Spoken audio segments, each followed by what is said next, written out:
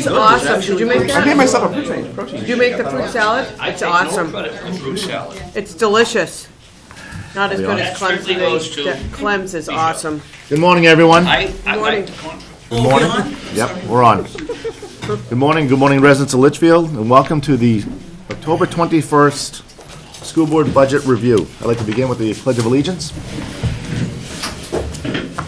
Pledge allegiance to the flag of the United States of America and to the republic for which it stands, one nation, under God, indivisible, with liberty and justice for all.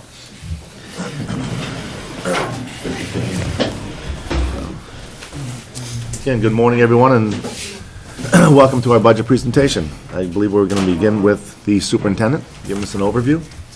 Thank you very much, Chairman. I'd like to just take a few moments to give you an overview of the priorities of the district in the coming year, and also to give you an overview of the total budget, which Corey Zbicki, our business administrator, will go to in a great deal of detail, and certainly your financial questions should probably hold until Corey is up here.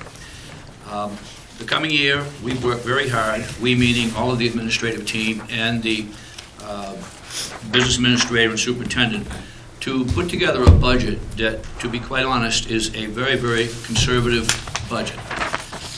This current budget that we're bringing to you, and Corey will go over this in more detail, the increase from year to year is about 3%, which is a very, very nominal increase. We've gone back through the budget. Corey's done a really great deal of work on taking a look at actuals, and we again are going on 3-year actual trends, and if we're away from those actual trends, then we're bringing justification. It is again a modified zero-based budget. We don't exactly go to a zero-based beginning for every line item, but we make every line item held accountable, and it has to have a new explanation and a rationale as to why we need the money for that line item. When we take a look at what are the major drivers of the budget this year, Corey will get into that, but a lot of them are things we cannot control. Insurance, we cannot control. The CBA negotiated raises, which we're very pleased that our teachers got very reasonable raises, and we thank the community for supporting that, but that adds a certain amount of money that we cannot control. Specifically, you will see within the special education budget, it is up. However, the vast majority of the special education increase is due to 2 areas that we cannot control. One of them being transportation, and the other one being placement of students. Both of those areas have gone up because of changes in state policy and law, and the BA will review those with you in more detail. When I take a look at the total district goals, the number 1 goal of the district for the coming year, from the superintendent's perspective, is full-day kindergarten. Full-day kindergarten is critical, in my opinion, for our children, and I'll explain why in a few moments. I think we're all aware that the state has added a little bit of money to the pot for us. This year, we'd get about $100,000 in additional money from the Keno funding that will be going forward in the state this year. The second major priority for the district is to continue a one-on-one computer initiative that we started in the current year, although we actually started it 2 years ago. But this year is the first year we've had a full one-on-one computer initiative at the high school. You will see that what the goal of the district is to continue that one-on-one computer initiative and migrate that through the middle school in the coming year, and then a hybrid model in the elementary school over the next 3 to 5 years. The third major goal for the district this year is last year, at the end of the year, we had a presentation about the library commons model. And in that presentation, I was very, very excited about using the libraries as a more dynamic, active area for all of our students, an area where students would come in, do their work in collaborative groups, have technology available, and be able to get a lot of the kind of work style that I think is more typical of what they're going to see in colleges and in the workforce after they graduate from college or high school. Or if they go into the service or they go directly to work from Campbell, I believe that that kind of experience will be invaluable to them. And last, not a priority, but just a fact, actual expenditures are what the budget is based on. It's not based on our opinions. It's based on 3-year actuals, and again, Corey has done a great job in going back through those. If I take a look at the first priority, full-day kindergarten, without reading directly from the slide, it is abundantly clear to all research that I've read that full-day kindergarten adds significantly to children's capacity to do well in public schools. We know that children who do not have math and literacy, math, numeracy, and English language arts literacy by the time they're in the 3rd grade do not catch up with their peers. There are a number of studies around that demonstrate that once kids get out of elementary school, if they're not at grade level for math and language arts, they simply cannot catch up. We've seen the many models to try to add additional time to children, and they have some impact, but it's critical that they get out of elementary school with numeracy and literacy. Kindergarten is the critical component of numeracy and literacy. And what we need to do is to recognize that full-day kindergarten will allow our children to come into the 1st grade on somewhat of a even playing field, so that all children have the same experience, the same full-day, full-year kindergarten experience in mathematics and literacy. We understand that this will definitely improve our achievement in math and reading. We also understand that by bringing the children in, part of public education has always been the socialization of students. Certainly, academics and attainment of academics is our major priority. However, socialization and bringing back together children from a variety of different backgrounds and experiences is also extremely important. By having all-day kindergarten, we will have more time to work not only on the academic components that are significant, but also on the socializing components that we believe are significant. Moreover, as stated earlier, by bringing children in for a full-day kindergarten, it better prepares them to work together and to work as individuals that will be successful throughout their educational career. Good. The other, Yeah, that's fine. The other areas that I think we have to talk about, well, let me hold for 1 second before I go to that one. You're a good point. The other thing that I want to talk about is that when we found in the research that once we go to full-day kindergarten and we get children to be academically on target, that it reduces our references to exceptionality programs, special education. So by having full-day kindergarten, we believe we will be able to hold more children in the core curriculum and not have to have them go into the exceptionality programs that are offered by special education. So we believe it also will be a benefit to the organization, to the district, in terms of keeping our children on target in core curriculum and not having to have them be singled out with exceptional kinds of programs. I would also say this. When we currently bring in our children to 1st grade, the range of abilities and the range of socialization is huge. And a great deal of what we do in the 1st grade, we can do in kindergarten, and that is to bring that range down into a more easily educated group of students where their social and academic skills are more tightly packed.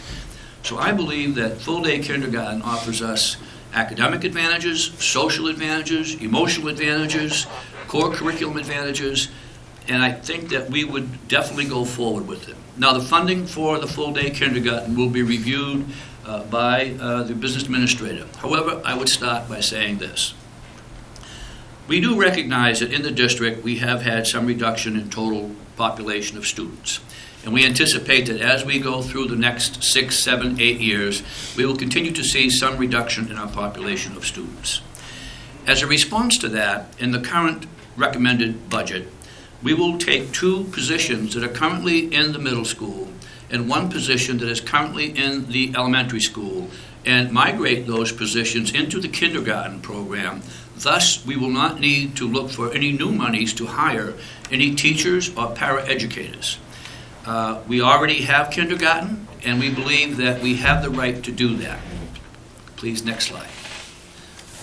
Kindergarten was approved by the voters back in 2005 with the understanding that the state provided the funding. However, it was the idea that full-day kindergarten could go forward so long as we had the funding for full-day kindergarten. At least that's my understanding.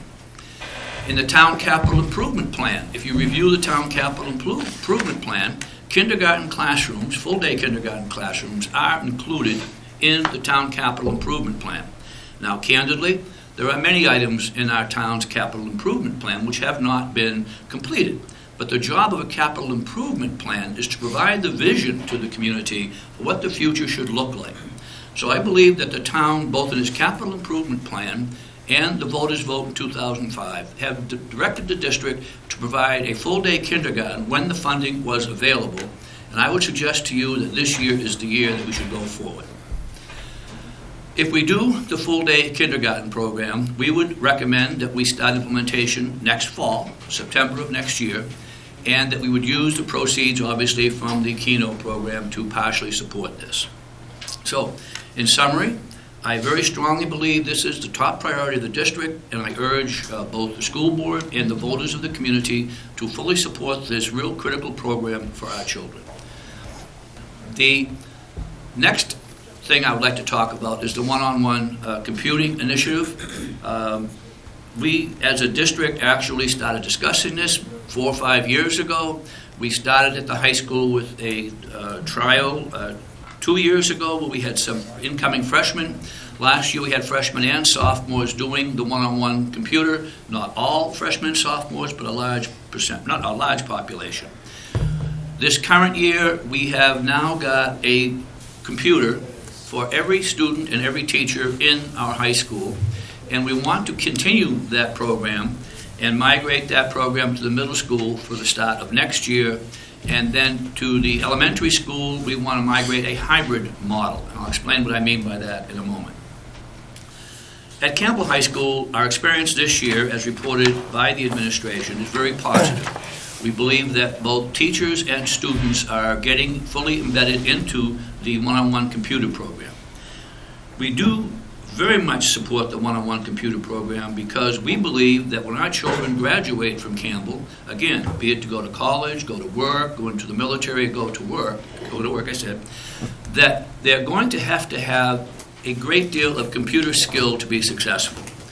I know that all of you that are in the work world, all of you that have children, that are even young children, my grandchildren, are using computers at 4, 5, 6 years of age, and any of us in the workforce know that computers are integral to success. So we want to give our children a head start, and we want to migrate the program from the high school to the middle school. And we would suggest that we could do that by moving some of the existing computers in the high school, which we will be buying replacement computers for freshmen, to migrate the senior class computers, and then to purchase enough computers in the middle school so that every student in the middle school would have a computer. We also have purchased computers, as we should, for all teachers, so that all the teachers in the district already have computers and are getting a head start on the one-on-one computing program throughout the district. At the elementary school, we believe that at the very early ages of elementary school, preschool, kindergarten, first grade, that kids will be using computers for some things, but they'll be using a lot of pen and pencil for other things. We also believe that although the Chromebook is appropriate for the middle and the high school, it may be that the younger grades will need a slightly different computer. We have not defined that yet, but they may need a slightly different computer which is more visual in its use. So we are going to continue the migration to Griffin. Next year we will be adding additional labs. All of the Griffin teachers already have computers. They have the ability to use computers. And I would remind us that in all classrooms we already have the technology to use computers on whiteboards, and they can use that to integrate the curriculum components into their instructional methods. So again, the second major trend that we would like to continue is the one-on-one computer trend. The third trend that I would suggest would be a very important trend to continue, a very important goal. Last year, at the end of the year, we had a presentation by the librarians across the district on the Learning Commons.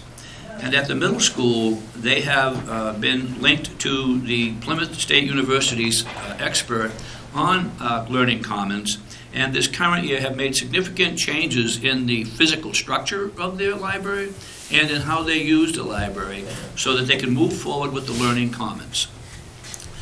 We are working at the elementary school and at the high school also towards the learning commons, and I believe that this more dynamic model of a library, this model where students can meet and collaborate in small groups, use technology, and very much get used to how they work together, is integral to the district, and we should continue supporting this as our third goal for the coming year. And again, there are some bullets up there that you can take a look at. This is a picture, just a quick idea of, rather than having stacks of books populate the middle of the library and be the predominant thing, in a learning commons, it's a much more dynamic area with areas for students to work, with small group settings, with technology available, not rigid technology that's fixed in 24 fixed seats, but technology where kids can walk in. And obviously, as all of our children use Chromebooks, they won't even have to get a Chromebook when they walk into the library, but rather they'll have their own Chromebook, which they can now use for their own use in the library. So again, the Learning Commons is our third major innovation goal that we would suggest to continue for the current year. Okay. The, again, 3-year actual expenditures have been used in the budget development. We believe that this provides a very accurate trend of what is going on, and we'll continue to use this method. And I would say that Corey Zbicki, our new BA, has done an exceptional job in terms of what I would say crunching numbers for the last month and really coming to a really understanding of our budget. So as Corey presents his budget after I sit down, please, I believe he's done an excellent job, and please feel free, obviously, to ask any questions. I want to thank you very much for being a superintendent over the last 3 years. I look forward to this current year, and I look forward to transitioning, and quite excited about the programs we have going on and the kind of leadership we have in the district at this point in time. And I'm exceptionally delighted to be able to transition to somebody new with what I consider to be an excellent organization. Thank you very much. You can stay there. Stay here? Up to you. I mean, wherever you, all your stuff's there anyway, so. This is fine. My computer's here just in case I need it. I do want to start off with, along with my summary, I did include an addendum to that summary where there were some items that weren't addressed in the initial budget. That was, the budget books had already been printed at that point, and we identified some items along the way. A couple of items were based on the software. When you enter items in the software and you don't check the update budget box, those items don't carry forward into the budget, so you may, in your review, have noticed that those items were included in the detailed descriptions, but they didn't necessarily make it into the total columns for the budget. There was also, we discovered that we did not include the unemployment insurance for the district-wide in the initial budget. That has been brought in. In past years, I will note we've budgeted around $40,000 for that item. Actual bills paid are about $20,000, so we'd be reducing that budget in there as well. All in all, we noted about $31,000 in items that should have been included in the initial budget. Those will be included. My initial review of the budget is we would be going up about 2.94%. With this included, it puts us at about 3.1, still within the range we wanted to come to in the initial presentation. So I'll go ahead and just go through my summary with you. The original requested budget came in at about $958,000 over FY18 approved budget. This was at 4.5%. As we went through, we identified the major goals of the district, which Superintendent O'Neill addressed: the full-day kindergarten, LMS 1-to-1, and the Learning Commons model. We went through and identified some of those items that were in the original request and removed them from the initial budget to address them through a listing of strategic budget items that, in the interest of bringing a budget forward that I guess we could say a little more palatable in our increase, and we could address some of these items as strategic through management of the fund balance and trying to stabilize our tax rate on a year-to-year basis.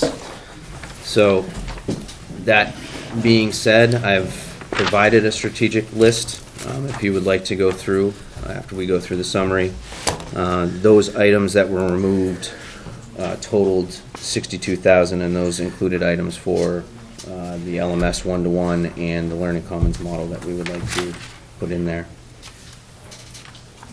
The budget reduction, and you probably also noticed in your initial review of that, me and Holly, the HR director, went through and did a review of salaries and benefits over a 3 to 4 year trend. What I noted on my side was that over that 3 to 4 year trend, we tend to spend between 97 and 98% of our salary lines and 94 to 95% of our health and dental insurance lines. Based on that, we look to make a reduction based on attrition. So we went through and allocated a $200,000 reduction across the salary lines, health and dental insurance lines. So you'll see that come through. All in all, we reduced the budget by about $622,000, and initially, as noted, we were coming in at 2.94% over last year. That with the items that weren't initially included, as noted in the addendum, we're at 3.1% over last year. So highlighting some increases, we of course have the contractual increases which are related to collective bargaining. There's also the areas where we don't necessarily have contractual rates for busing and tuition based on students that we currently have in our student population that we would budget for going forward.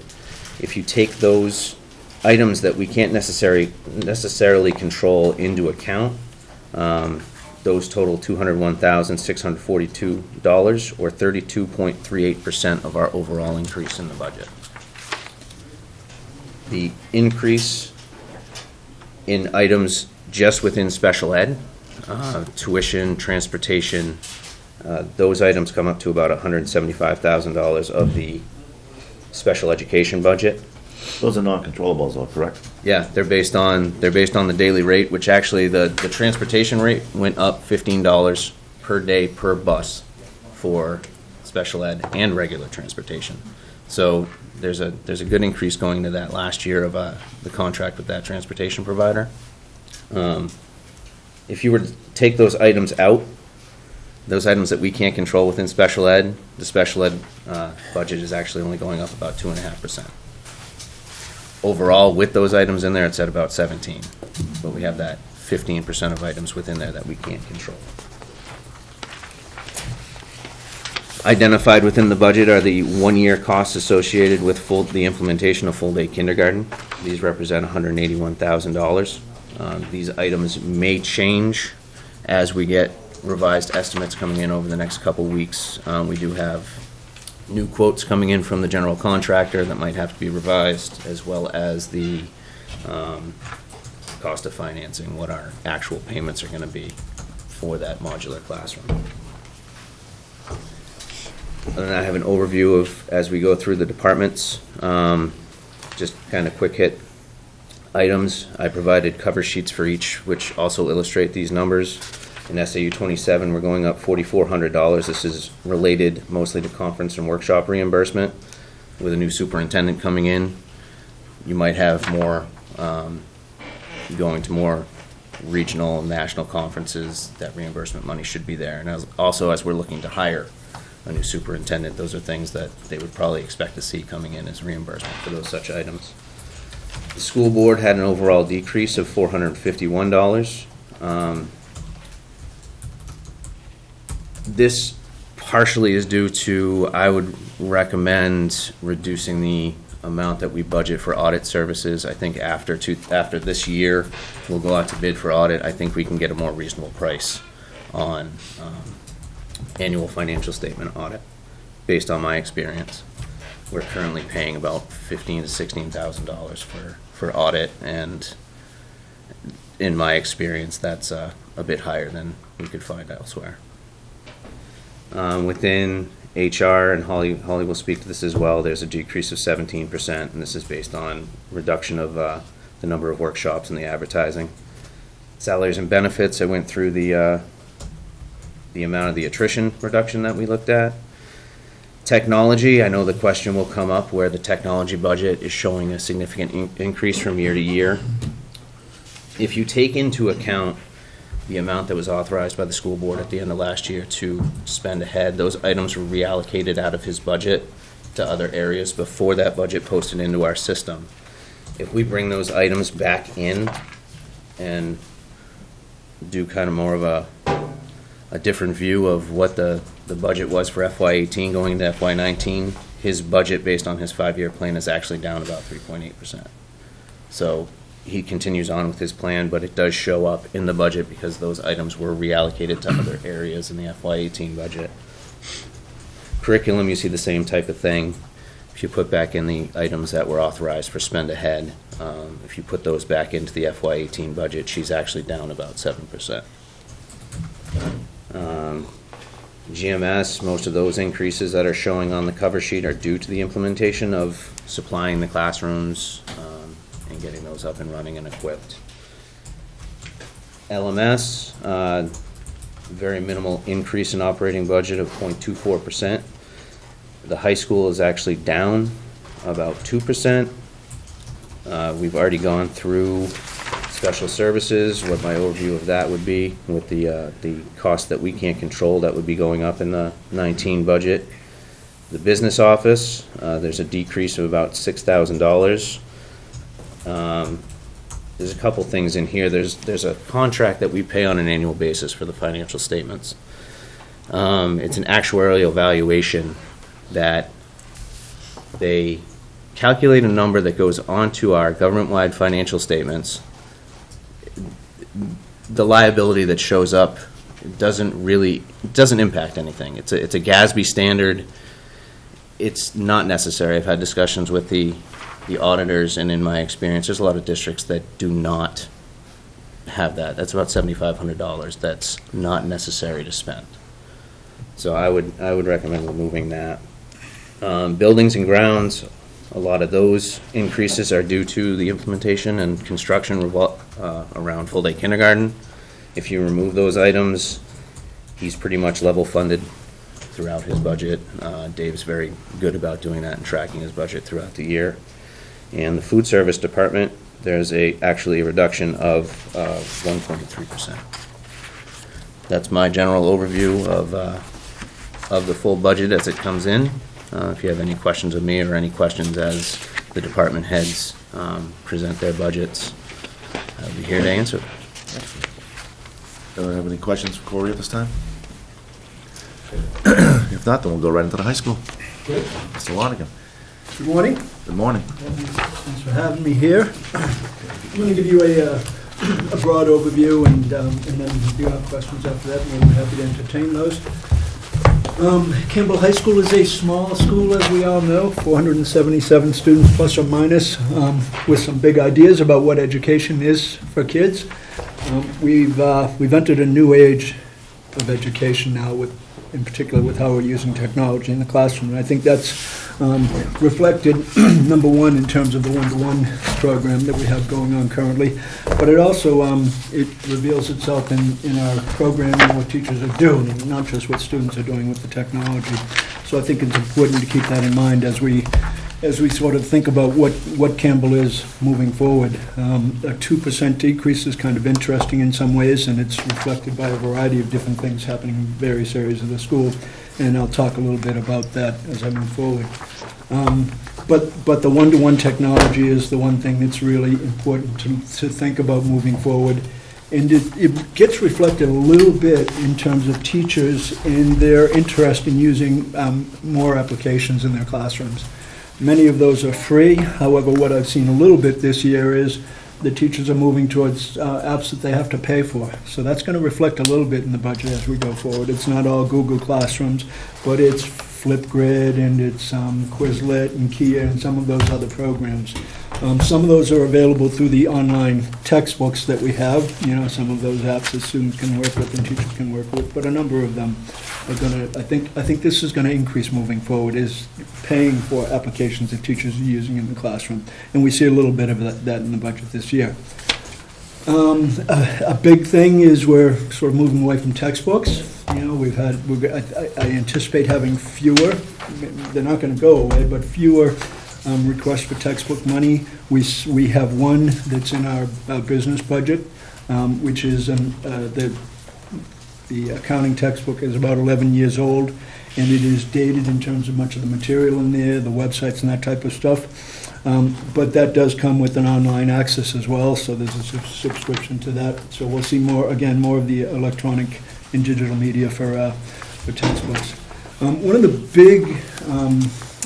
things I focused on heavily as I started last year and continuing this year is improving the science programs. So you'll continue to see that for probably this upcoming year and possibly the next, in terms of taking Campbell from 17 years ago in terms of the equipment and the microscopes and the probes and the computer accesses for students. That's going to continue a little bit, I think, through this coming year and the next year, where the budget is a little bit out of alignment with the 3-year actuals that Jim has been discussing. So I think that's one area where my science curriculum facilitator, Bill Pothier, has done a tremendous job in terms of really looking at what the needs are, looking at where we've been and where we need to go within the science department. It's also heavily influenced by our AP programming as well.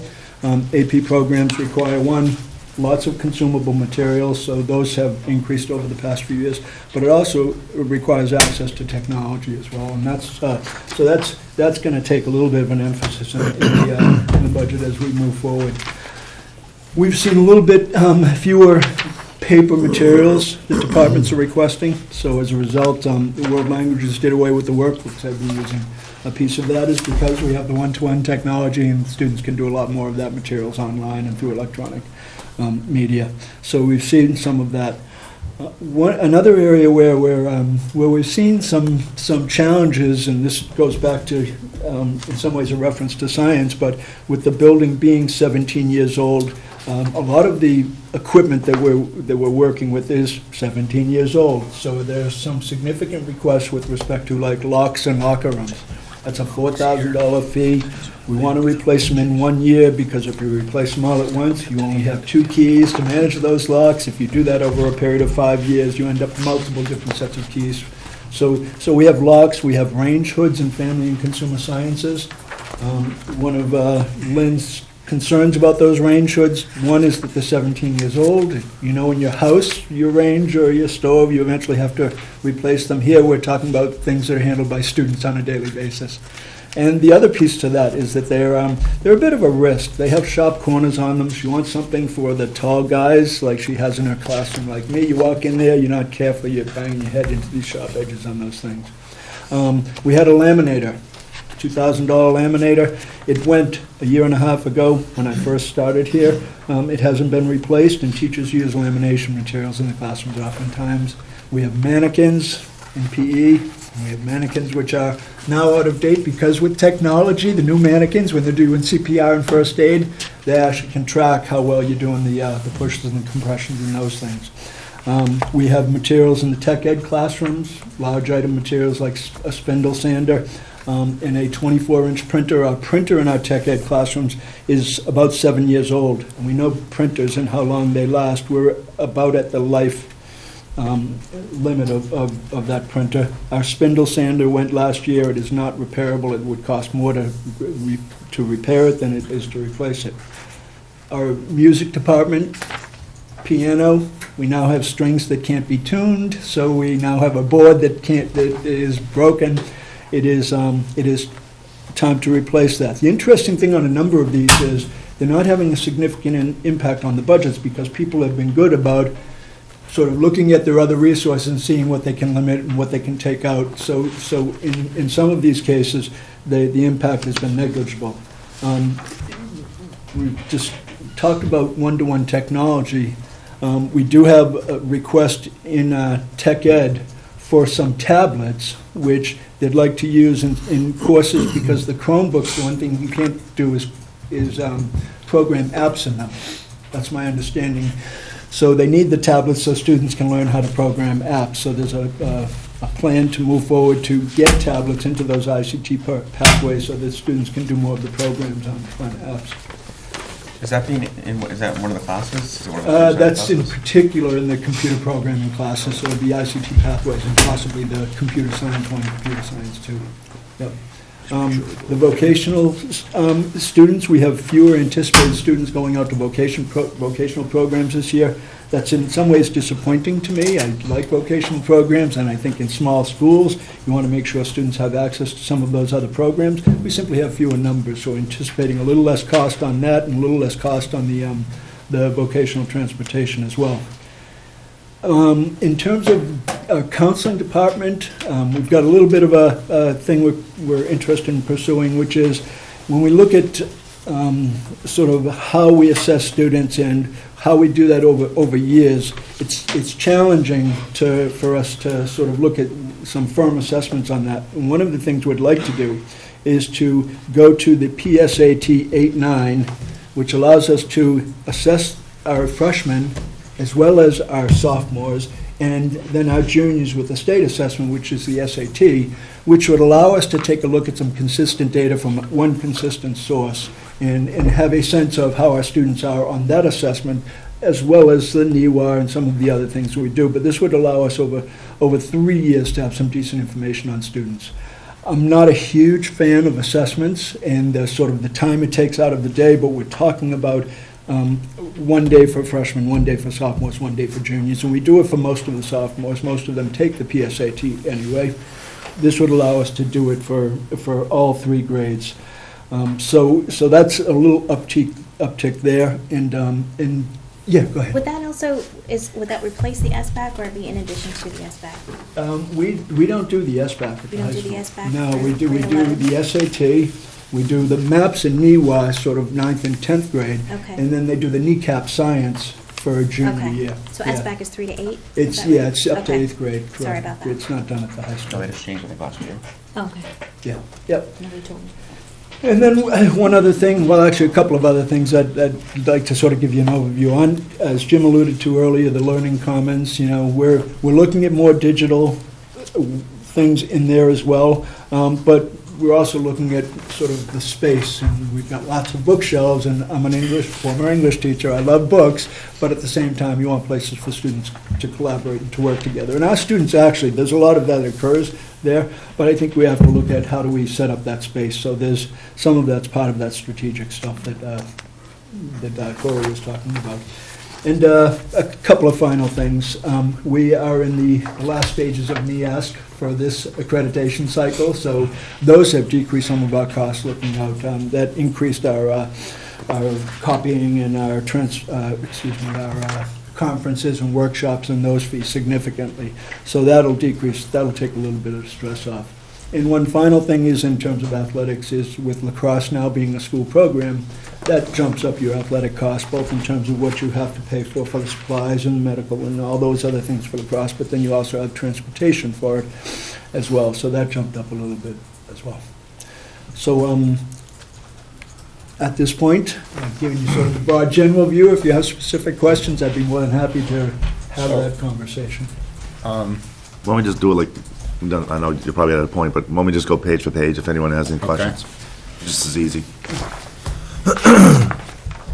Not that we want to nickel dime everything, but, because I only have a few questions anyway, but, so we'll start on page 1. Yep. So you just talked about printing and decreasing. Yep. But looking at the 3-year average as far as, on 440, you have a decrease of $2,000, almost $2,000. You're talking just- about the 440 line Yeah, for rental lease and then yeah. Is that because, do we have a new lease now, or is it just? that's solely anticipation? copiers, that's the new copiers that we have. Okay, so there's a Yeah. decrease as far as the lease cost? Correct, yeah. Based on the actual review of what we've paid over the past couple of years and what the actual contracts will be for that year. Yeah. Do you foresee going forward, other leases being reduced? I'm actually going Copiers. to be reviewing the copiers within our district as a fleet to see if maybe If we fleet can. it is. Yeah.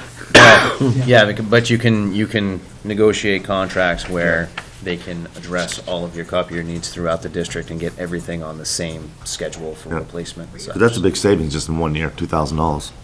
Is that is that just the lease payment, or does that include the clicks? There's a lease payment, and then I believe they do bill you for usage, but it also has maintenance plan and replacement of supplies involved with the contract as well. So where do we see the click charges? What's a click? Copy. Every time you make a copy, it probably costs them It's 1/2 of 1 penny. not broken out, but it would be involved in that price. In that In those 8,000? averages, yeah. Okay. The next thing I had, Bill, because I know the budget committee will question, because they have the numbers in front of them as far as enrollment. Yep. On 610 supplies, Yep. 470 students. Projection right now is for you to have 445 next year. Oh, okay. If you take your grade 12 right now at 130 leaving, and incoming right now is 109. Okay. I mean, it's, you're only talking like, $550. I was but- gonna say, yeah. I know in the past, the budget committee's looked at like, grade count, and that's, it Okay. doesn't matter if you have 40 more flowing in, they can just look at the Yeah. numbers. Nope, yep. Which one? Anyone else have anything for page 1? 440. No, excuse me. 610, supplies, So Corey, what's with the dollar increase he's saying. for travel? I was distracting the BA. Just jumps out, A dollar increase? Yeah, for travel. I think I rounded when I entered it. There's a lot of things, like, they go in, you enter it in the Wow. detail, and it's got the pennies in there, and the system rounds it, Yeah. but I entered as whole numbers. I just don't know if you have that kind of foresight, but, Round up or down? Huh? Did you round up or down? Should have a 1 in there. yeah. Zero means you can never spend any money that you. No, the increase, John. So well. There's a $1 increase from 864 to 865. Yeah, yeah. But who's counting? Gas. I can put it back to 864. That's fine. Page 2. The student count, I think it's actually the right number. I think they just didn't update the comment. So that's the what? math. It comes out to 403 students. I think they just didn't update the comment. So the 470 is wrong. The 470 is The amount wrong. Right. Oh, so, okay, The total's correct. It's the comment that's wrong. oh, okay. Oh, the 8,900 is correct? It comes like 403 kids. 403? Yeah. That's not enough. That's not enough. That's not enough. Oh, you need more money. than that. Projected right now is 445. So that becomes like 9,800, I think it was. Get the 8 to 9 transposed. Well, okay, so the recommendation then is just to look at 445 times 2230? Is that what you're Yeah. saying? What's it come out to, Derek? Well, How even many if kids? you, 445 Yeah. times 22.3, 9923. Okay. So that's they really shortchanged So themselves. this went from a Going $500 savings to just cut to $1,000 difference. Yeah, Budget committee will like that. yeah. No. All right. Well, So it's a little less of a decrease than in that line as well. it's actually an increase. Yeah. Well, no, instead of being down 2,000, it'd be down It'd be 1,000. down, yeah. No, but just that one particular line, though. Yeah, it's I was not looking to like 1,000. take 550 off, now you're adding 1,000. Yeah. Yeah. That'll teach you a focus on line. There you go. Yeah, I right. was looking at the line, I was looking at the student count. All right, bring us to page 2. Page 3. 4. 5. Holy, 6. come on. Keep up, Liz, keep up. Numbers at the top of the page. We're on page 6. All right. The whole goes through the number at the top, on the top page. Took me like halfway through last year's workday to figure that out.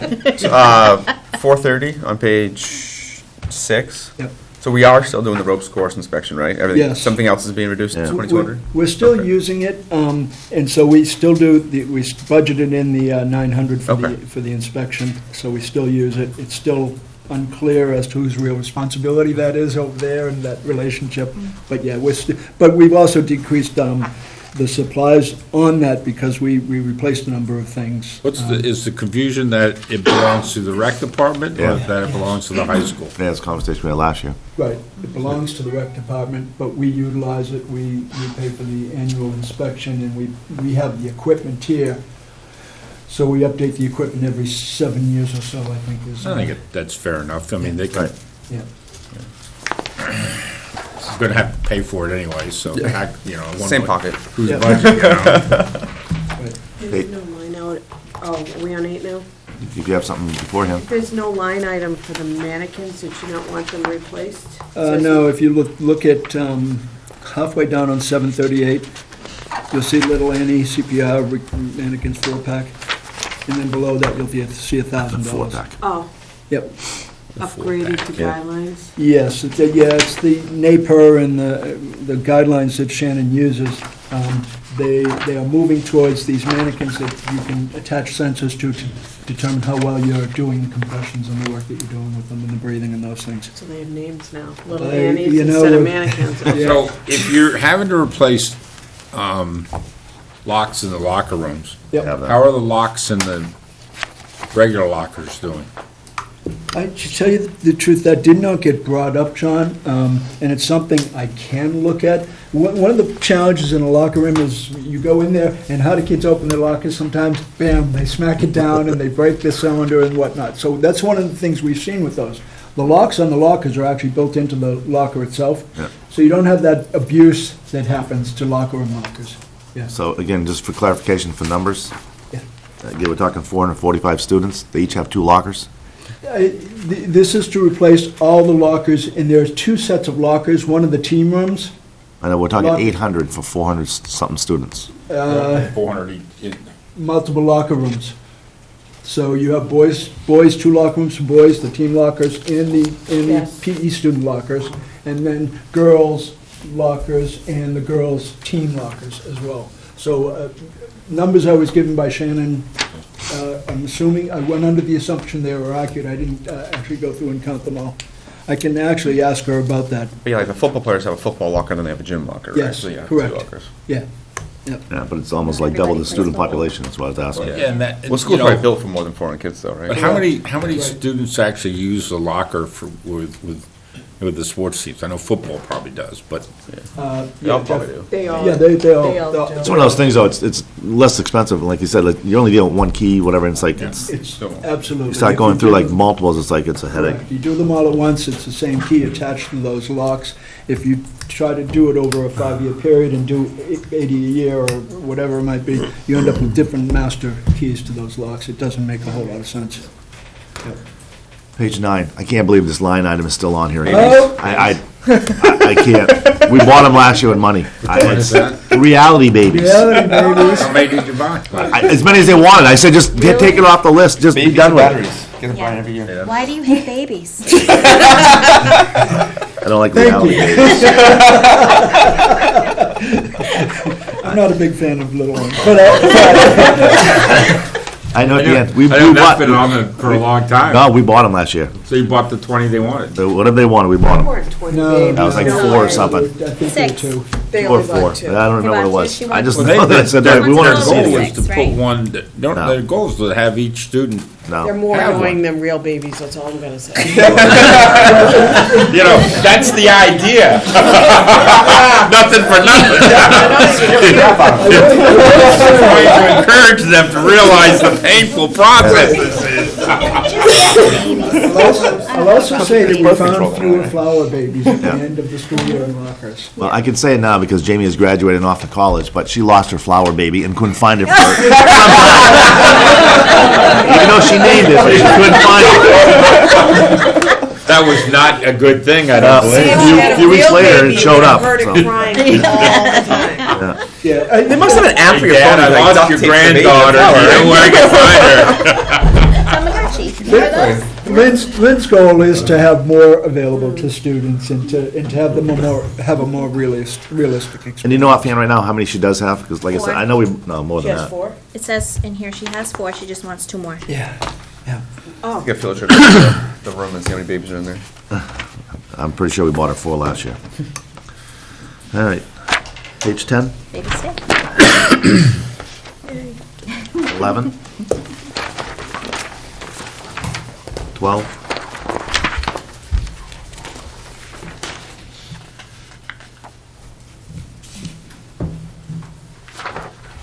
So, again, we just talked about the fleet of printers and everything else, and now IT suggesting another printer. They have, which line are you on? 738 on page 12. Okay, and yes, they've actually been requesting this they requested it last year and put it in again this year. This is not just a typical printer in a classroom, it's actually a 24-inch wide printer. Okay, it gets used in all of the graphic design courses. I think there are 4 graphic design courses. Plus, Paula also has her students work on programs and processes around school, printing things for other areas of the school. It's at its 7-year lifespan. We've been able to keep it moving along, but So it's a replacement. It's a replacement, yeah. Real quickly on this one, is this another, so is this another printer that has, you pay by clicks? This, no, this is not. This is just a standalone printer that's not tied into that. In her classroom. It's in her classroom. Oh, that's fine, it can be anywhere, but, Corey, you should look at it as a part of your larger overview. And it should be, it costs you more money to own that machine the way you have it and buying supplies than it would ever cost you if you had to pay per click. Because now you don't have to maintain anything. You pay the clicks cover maintenance. So I think you should look at it. If you're going to replace it, I don't know if I'd tell you to look at it just buying it out and then having to buy the supplies. Because if this is getting that use that they're talking about, as long as they're within the guidelines of not putting, pieces of wood through it and stuff like that, It's strictly. then you'll probably find yourself on the right side of that equation than on the wrong side of that equation. So you're saying they could rent one from Xerox with the rest of the copy machines? Yeah. Yeah, to lease it Interesting, instead. yeah. They offer all sizes of machines. I would look at that. I would look at that. And the key is, as you look at it, you may be able to look at it as a district-wide, because it could be posters for the middle school, posters for elementary school. Printing for those schools could very easily be tied into the network and just get shot to that computer. And then whatever is in the class can be part of their project of printing out those things. So it can be tied in, I think, network-wide and be more of a benefit to all the schools and a resource to all the schools than just here in the high school. I don't think they have anything like that either to make posters or anything. Well, if it's 24 inches, it's got to be able to print Any posters. of the schools. Yeah, they do. Oh, There's a large one. Yeah, there is, I know during the art show, they have posters. Yeah. The one she Paula's uses. from it. That's the one we're talking about. Yeah, yeah. My only concern in thinking about that, John, is that if this printer is here at the high school, then the teacher in that room becomes responsible for all these various other projects. in the sense that all of our printers, I believe, are not direct to print. Yeah. You rip it over there, and the teacher has to go over and punch in whatever their code is. So in this case, yes, that teacher would be responsible, but That teacher would have to you be could there. easily turn it back to somebody at the middle school, or somebody over here can just walk over, whenever and do whatever. I mean, it's not like they're doing thousands and thousands of copies here. So, I think it's a manageable situation, but I think you'll be better served looking at it through that light. I would think the more machines you bundle into, at least, probably the better price you would get too. Yeah, You that's could have All right. kept it in. And I know we have a lot of individual printers in people's offices or whatever. So that would be another thing that we should take a look at and decide whether or not we're going to support those printers. If we're going to put strategic printers around the schools and make available individual classroom printers that aren't approved through the budget process, we shouldn't be buying individual toners for those things and things like that. I mean, we're investing enough money that, if a teacher wants a printer because they don't want to go down and punch in their code and stuff like that, then I think that should be on them unless they can convince They don't have you. individual printers. We have a handful of individual Yeah, printers. they're all over the place. Yeah, So- I think the graphic arts room has one. Well, I understand that, but I'm just saying that if somebody They're all over. bought a Staples, printer at Staples and brought it in and hooked it up, in that sense. Yeah. Jason would have a heart attack. Page 14? 15? 16? 17? 18? 19? 20? Oh, 18, sorry. This is more just confusion. It's hard to follow line 734, so the 767 and the 6,300, what are those microscopes, or are they packages that go with microscopes? Which, I'm sorry, what page you on? It's page 18. Page 18. Well, it's actually 17 going into 18, it's Okay. the science equipment. Yep, There's the 767 that says camera, and then there's the 6,314. yeah, hold on. Those go to, I'm just curious, there's so much text, it's kind of hard to figure out what lines are what. I'm just curious what the stuff Yep. is. So you're looking at line, Line 734. yep, 734. So you're looking at those first five lines? No, it's the last line. So Last starting line. at 767, the Modcam X Wi-Fi camera. Correct, yep. So I assume that's just 2 cameras or 4 cameras for 2 rooms? I'm looking for the line on it. Yeah, I'm looking here. So normally, this, Right. I think it's just lined up wrong. Yeah, it is lined up wrong. It actually refers back down to the, I think it lines up from there, going down to the end of that for the 6,314. Okay, so the cameras and all the packages that go with the cameras are 6,300. Correct. Okay, that's all I was wondering. I was Yep, curious. Yep, So that's just a That's a total. one-time. that's a one-time, yep, and it's, again, across disciplines, it's Project Lead the Way, it's Yeah. AP, it's that whole thing. No, I was just curious. I think it was Yeah. just, I was confused because it wasn't lined up. All right, I'm good. 20?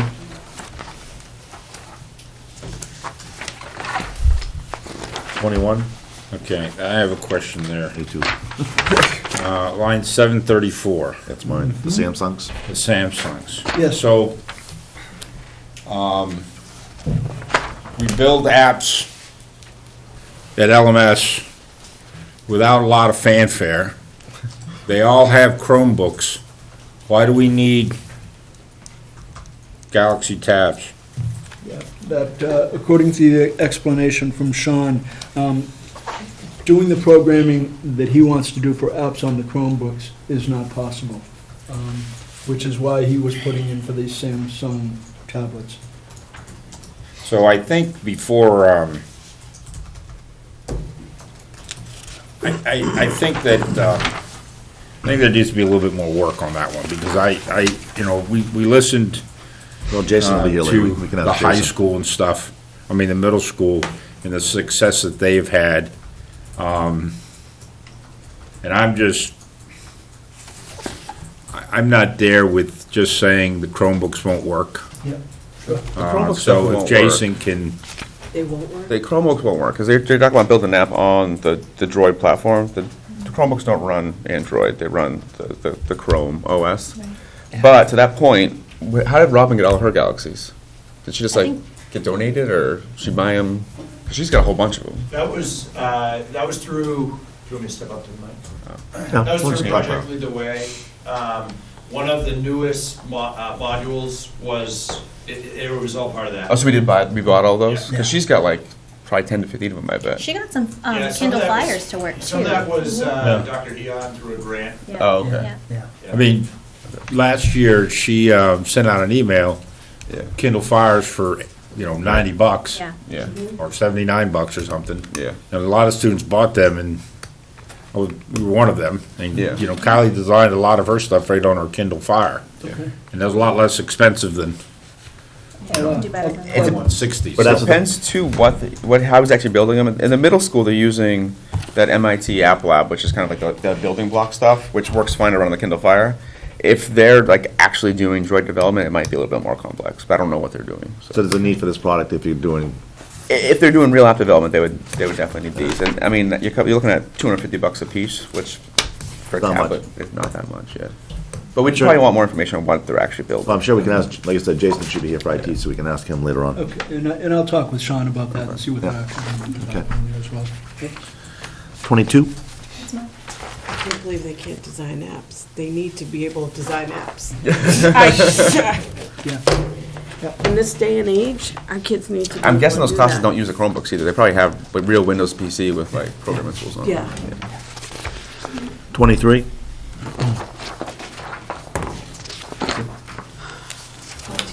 So my question on this is, it's quite a large reduction in tuition. And again, is that just trend? That's exactly what it is. Yep, just fewer students. And my goal is to increase that, but looking out, it's, we're down a bit in terms of the ones we're sending over. So, last year, do you think it's the population, or do you think it's the Yeah, I think that's kids? part of it. I think it's scheduling is a piece of it, you know? You take a lot of time, even if it's just going to Alvin, you're talking 10 to 15 minutes between Right. getting on the bus, getting there, getting back, so you're losing 20 minutes to a half an hour out of your day. If you're going to Pinkerton, you're losing that time, so there's that Right. challenge of how do you fit that into your schedule when you want to do band and you want to do programming and you want to do all of those other things. So, have any of the students taken up the, didn't we, I don't know if you guys did it last year, but I think at some point in time, we talked about students being able to drive themselves to these locations? Didn't we talk about that the year? Yeah, we did. 2 We years do have ago? the capacity for Thank you. students to drive themselves, and we certainly have some children We that are have a driving few. themselves, and we sign those off. I can't tell you the exact number, Yeah. but we do have some kids that are driving themselves over, yes. Yeah. So is, Well, That's limited, if I may, John. That is limited, though, by this host school's ability to Have have parking? parking available. And Okay. that's, when they go to Pinkerton, they're incredible limitations on parking. And I know that Okay. because my wife works there, and she has to scramble to find a parking space when she's out. Yeah, I remember when that presentation So was given that's- to us, as far as yeah. parking was gonna be an issue. Yeah, that's one of the. and are they still going over like on 2 students on a full school bus? That I can't comment on. Yeah, it's small numbers of students, 6 to 8 in some cases, 2 in other cases, that's correct. Yep. And there's no way to, For rates. economically ask the bus company to find smaller transportation or a van or something that is, The experience is, any adjustments in the transport is a challenge because they're limited by they're limited by Right, the number of right. drivers they have and what they can accommodate, so. There's probably not much of a cost savings anyway, going from a van to No, a they bus. charge because you the same, whether it's a full-size bus or a smaller bus, You're unless still you can going from get, point A to point B, so you still, Buy a van. unless you can get rideshare that's what- opportunities, they charge We you. talked about this before, haven't we? yeah. Buy a van. I mean, I guess that's that's something not for this budget season, but probably just something to Serious. put on your list of things to analyze, but, you know, at some point in time, you know, we see all these other schools that show up here at, you know, in sporting events and things like that with their own transportation, so they have their own people, their own buses, their own things, and there must be a reason why that's a savings or a process, and maybe not, you know, not for this season, but, you know, maybe it's something that we need to take a look at, because we have the same thing with, you know, when our teams go out to travel, you know, with that are the smaller teams, and they're in a school bus made for 50 and they've got 10, you know, it I just, think that happens a lot, John. Yep. Even We still have a bounce fishing Field team? trips. How many kids on that? Yes, we do. Yes, They sell three I or didn't four. see that they did well this year. we do. Oh, did anyone qualify? No? No. Lack of rain. All right. I think we're on page 25. Transportation agent to do that. So I know that, Oh, going back to vocation, can we, I just speak, this has nothing to do with this, but just out of curiosity, can we get a list of like the programs that kids are taking? Absolutely, yep. so page 25, I know the AD's not here, but I have a question as far as officials. I realize that Lax is now part of the program, which is about $3,000. And if you look at the 3-year trend, you're talking around $25,000. Yet we're up to $33,000. And then I'm questioning too, the number of officials for different games. Yeah. Like, I'm looking at, I just use soccer for an example. Yep. So he's got 32 at $88. That means they don't play 16 home games, correct? Correct. Basically, they only have a ref and an AR, so they only have 2. Yep. And one of the things he did is he put preseason games in there as well, so I don't know if that's reflected, and I'm not looking at the specific lines, but you're correct, yes. Again, I'm not sure how many do you know how many home games they play, or how many games total? It's 16 total. 16 8 total. home, 8 away. Yeah, It so they looks might, like Bill, he- does this have preseason and chance that you make postseason? Because Well, that's that's the something other- that you that's address the on the other other piece side. is- right, no, I realize that. But that's separated out, Yeah, too. but- He separated out preseason for fall at the beginning, one of the second lines, and then he's got regular Right. season, and then Okay, so, hold on. postseason officials are at the end. Yeah. So I So agree, I it- think that needs to be, I think soccer's Oh, definitely, I well, think actually, might be soccer's football, too. both boys and girls together, excuse me. 'cause it doesn't- it's also, I think it's also this, it's 2 officials per game. So you Yeah, have right, it's- 16 games. it's 2 per. So It's soccer. two- So it's both two. boys and girls? So it's, Mixed? yes, Okay. correct, Wow, there you yep. go. So it's $88 per official, but you have 2 officials for each game. Okay. So if you have 16 games, 8 for boys, 8 for girls, that's where that cost number comes in. I was looking for. Not bad, bad hours work. So the same holds true for like basketball, maybe it's both mixed in. Yeah. So can you, do you no just career. know offhand what the mileage stipend is? I mean, it's minimal, but every one of the sports has a mileage stipend travel, 40 miles one way, then it's $5 and $15. Yeah. And every sport has that, I do not know what that is. okay? Because No, I they receive a stipend to coach, they take the Yes. bus, They take the bus with this, Yeah. with the students. I'll ask Jared about that. I'm okay. not sure if. Again, it's something minimal, I'm else. just curious as to what Yeah, that charge yep, is. Yep, right. Still, with the increase in game officials, you said lacrosse is 3,000 of that, but it went up 7,000, so where did that other 4,000 come from?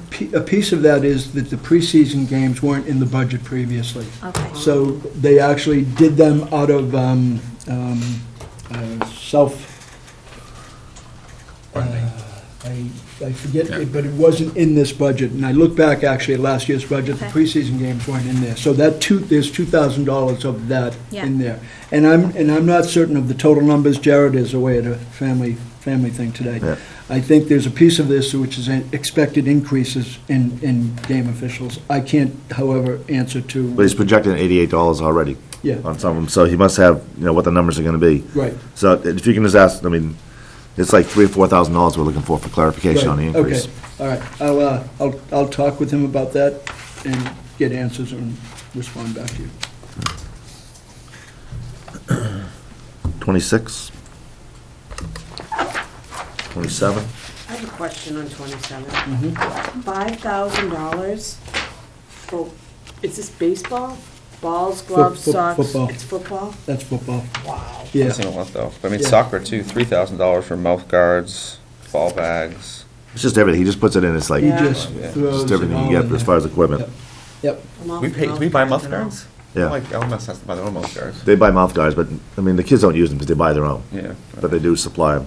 Would it be unheard of to ask them to kind of scale back a little bit? I mean, if we're approving this every year, I know Budget Committee last year didn't even glance at the athletics budget.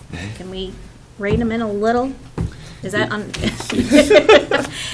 I mean, You know what, I don't have a problem asking Jared to sort of, I mean, when we Right, review it, I retrench. mean, you can make a cut. right. yeah, I know. Yeah, I mean, if you look at, he's Not $3,500 being over. athletically minded and not knowing what things actually cost, it just seems to Yeah. me like, I will I'll tell you what, that for on one of your that. kids in sports, you'll find what it costs. I know. Well, that's the other piece of it. I know a lot of families do a lot of fundraising, and I just, They do. I hate to hit them coming and going. That's what I will say. tell you that expensive. Yeah, normally they're pretty close yeah. on that, on what they spend on that.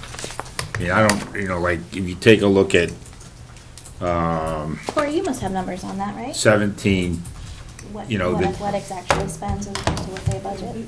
well, if you took a look at 2017, It's not they broken down budgeted by 38,181 and they spent 38,220, so. Right. And I Pretty believe close. if you go back and take a Yeah. look at that, and I don't know, I think it's one of those things too, Tina, that Yeah, if he only has X amount of money left, it's kind of like, okay, I really need to buy, new soccer balls, Yeah. but, I can probably hold off on a couple, that Yeah. type of thing. yeah. And I mean, I think of myself just, like 10, 11-year-olds, and Derek, you're probably the same way. Mm-hmm. You play down at Brickyard, I lost 4 balls in one game. It's like, you can't go get them in the woods, you're not shagging. I It's like, know, okay. I know. Yeah, it's all poison Right, ivy. and there's, yeah, there's also, one of the other pieces, you don't see him transferring money into or out of supplies. So that's an area that he just spends it on the Yeah. supplies, spends on the supplies. Yeah, yeah. The supplies, so, Okay. yeah. 28? 29? Chance for 28.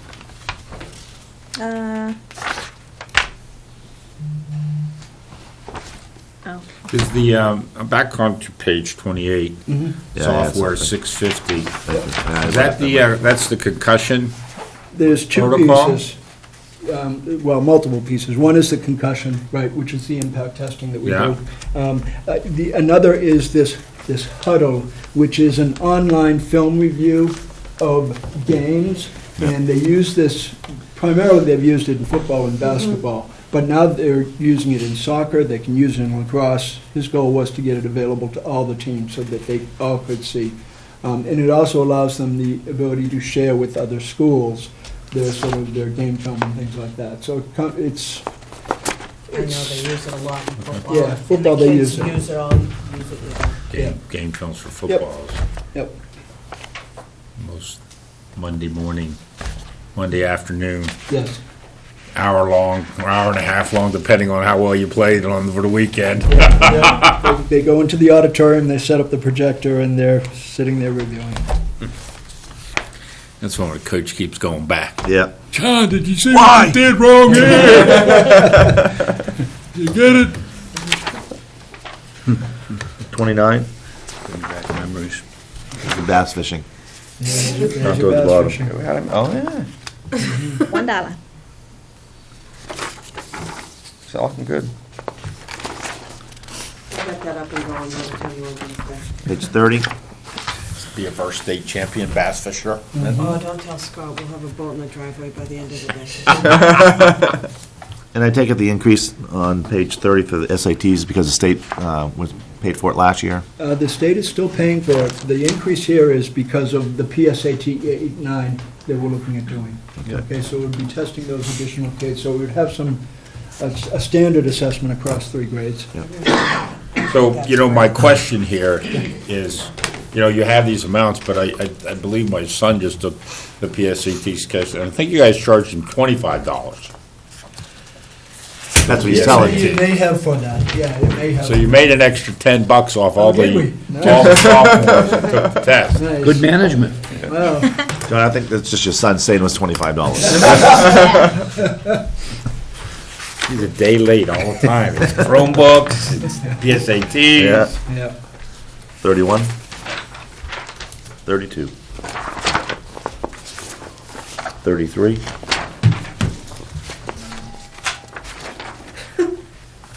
Is that me? Ride's here. So, on 33, again, it's just minimal, but I'm just curious. Copy service items, just to get started, and then after that's gonna be donations. Can we get donations to begin with? I'm good with that. What do you? Down towards the bottom, CHS Library, it's coffee service items, cream, sugar, coffee, tea. This is just to get started. That's a lot of money to get started with coffee. Fine. Yep, I'm okay with pulling it. The PTO can be. Oh, that's a great idea. Oh, okay. Yep. Yeah. All right. Yeah. That's why I said get Dunkin' Where are the Donuts in there. dunks? I know, just for a little dunks station. A K-cup machine.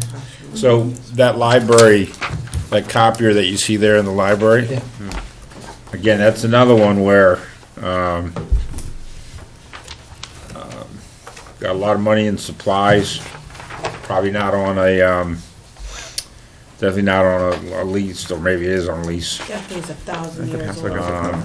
But, again, another location where a proper unit, leased that is, truly meets what their needs are on a click charge, maybe it may cost a little bit more, but the key is you don't have anything, you don't have any responsibility other than to, have it used correctly. I think with Jason and the building administrators, we can go through all the machines that are in every Yeah. building and define what our needs are. Yes. There is a challenge on, we're actually in multiple leases depending on where the copiers are. So there might be a little bit of a phased-in approach as we try and get to one company, because I think one expires in the fall, one expires in the spring, one's a couple years out. So they're all kind of staggered right now. So, not telling you who, but some of the major players, given the opportunity to come in and take over a vast operation, I think at one point in time, the school board analyzed that over 1 million clicks a year were being done in the 3 schools. So I imagine we cut 500,000 of those. I don't think that stopped it, we just cut it from the budget. So I would imagine that the fact that that was 5 or 6 years ago, that you're probably at or above that number of copies. Maybe not, but that's where they were. That's a very lucrative amount of annual revenue. So if you bring in the big 3, Canon, Konica, and not so much Xerox, but Konica and Canon, you may find that they may be willing to absorb some of your leases to put their machines in and get you out of things. Yeah, I Only mean, definitely because- willing to review it and take a look. As somebody See what we that can do. does that and negotiates those things for a living, I do know that there are some fairly good opportunities out there right now. Canon's end of the year is December 31st, so they're really motivated right now. And Konica Minolta's end of the Just like year the is calendar. March 31st. It's just like the calendar year. So they will be very motivated in the first quarter of the year to Christian. take a look at things. So it just gives you an idea of It's like buying a new car. Yep. you know. Page 34. Do you know the, what's driving that increase in 644? I know some of these programs are already in place before. Yeah, actually, I do. Andrea put in $5,000, a large amount for e-books, electronic books. All right, and she was thinking of replacing 100 titles at about $50 per. So instead of buying textbooks or buying novels or buying, fictional works or what have you, her goal was to move that to another location. So that's really what drove this number up. If you look down on page 35, Yep. you'll see right at the top there, That's ebooks with an average cost of. Yep. How many kids are looking at ebooks, do you know? I couldn't tell you. I couldn't tell you offhand. I could ask her that question. I'm just curious because I know the students I see are reading books for Mrs. Brown, Mr. Gingras, Mr. Keith. And those are hard There isn't a copies. lot of Yeah. free E-books. reading going around. Well, I'm just and- curious. No, I know. It's a good question. As an English teacher, I hope a lot. But sorry. no. I know. Yeah. But I'll ask her that question. Sure. 36. Yeah. No. Yep. I have a question on this is more just trying to understand where they're going with it. What's the drone for? She, one of the things Andrea wants to do in sort of keeping with this idea of the library as a different place is to use drone. We actually used one yesterday. One of our students brought one in to take a picture of the red ribbon that we had the students standing on out in the middle of the field, Yeah. which was terrific. She's buying into the idea that teachers could use this in their classrooms in environmental studies, or if Bill Pothier wants to do something, or in math class, they want to take pictures of and do diagrams and do geometry and do that sort of thing. So her goal is to sort of have more sort of technology-related items in the library that would be along the lines of makerspace type of stuff. Okay. Yep. What about what's the hotspot for? Couldn't tell you off the top of my head, I can't recall. Because she has a hotspot, and then she has, it looks like, 5 60-day data Data plans. plans, So yep. does she plan on going somewhere and needing Wi-Fi, or? Let me take a look. Let me take a look and see if I have it in my notes. Vacation. And then the more tablets, too. Yeah. Yeah, Those are cheap tablets, though, under $100 it looks yeah. like. Those are neat. I'm guessing They're those are probably just Kindles with like a VR like package. Yeah. Yeah. What are they for, though? Looks like Reading ebooks. Budget, we just have to- 3D Access ebooks. fees, more non-fiction, reduced periodicals. Augmented reality and virtual field I trips. hope we have Kindles. We don't have Kindles? No, That's, I don't have it in my notes, but I'll ask Andrea that question. Shame we Yeah, couldn't, combine onto the Chromebooks that. Yeah. And what else is the town? Yeah, I wonder if they can't read ebooks on a no, it Chromebook? makes sense, I but. don't know. I don't know either. It's a good question for IT. Yep. Okay. All right, page 37. So my first question on 37 is discipline forms and tardy slips. $1,500, do we? Yes, yes, Yes. yes. Yeah, oh, yes. Can we Oh, start charging the tardy students like 10 cents per slip? yeah. I know. Not Terry- a bold well for me. Terry, Is that a? You can buy a pad like they did. GMS, it's a that's a fundraiser. three-part form. Okay, so it's NCR form. And prepaid What's the size of it? Yeah, Yeah. 4x4, 4x6. 4x6, Yeah. somewhere along those Oh. lines. Well, And it's not just that one And form. you guys are going through like 10,000 of these That's what I'm things You know what? no comment. in a year? So John, it No, goes this back way- when I said start high school at 9 o'clock in the morning, may eliminate this $1,500 purchase right They'll now. still be late. They'll still be like. We just have to manage the busing piece, but we know high school students Yeah, don't need to be going to school at 7 I'm on o'clock in the board. morning. That's correct. Uh-huh. board. So Yep. I guess my question is, so explain to me discipline form, okay, I understand it, but what are tardy forms? I mean, so a student comes in late and you document it on the. You give them a slip to bring what to are you- class. What are we doing here? First of all, where do the three parts go? Documentation. Documenting, one student brings one to the teacher, one goes in the student file, and then another one is kept in the front desk area. And the And- detention forms are. And what do we keep these for? I mean, what do you, I mean, okay, the student's late. Mm-hmm. Are we like, if they get late 5 times, they go to the woodshed or Yes. something? No, they get a detention. Detention Saturdays. There's no more woodsheds, John. Those were cut. It's replaced by the learning commons. They just go and watch There you the go. drone. Yeah, With the hotspot. We might be coming up on a break soon. I think we're all getting I think punchy. you need to document everything in the school, and if it takes 3 pieces of paper, I think they need 3 pieces of paper. and we need a probably, paper and this may not be a one-year thing, John, this may be something that lasts over 2 to 3 years. I don't remember the last time we put in that amount of money. Do you understand, 10,000? Yeah. Let's just give you 500 students. 200 per That student. means that you have like 10 of these for every kid Right. It's that not- comes through your door. I don't think Yeah, it's yeah, this yeah. year, John, I think it's over a 20 period of Yeah. years that they've used this. So it's resupplying. And then you have to buy file cabinets to store. Yes. We're eliminating more of those, believe me. We are getting Everyone has rid a of- tablet. Can't you just like make a virtual tardy slip and? Well, yes, but the teacher still needs to be notified that the student's coming in at a certain time as well. You And can't that's- stop. Kid walking in late's Check pretty your good computer. idea. Yes, yeah.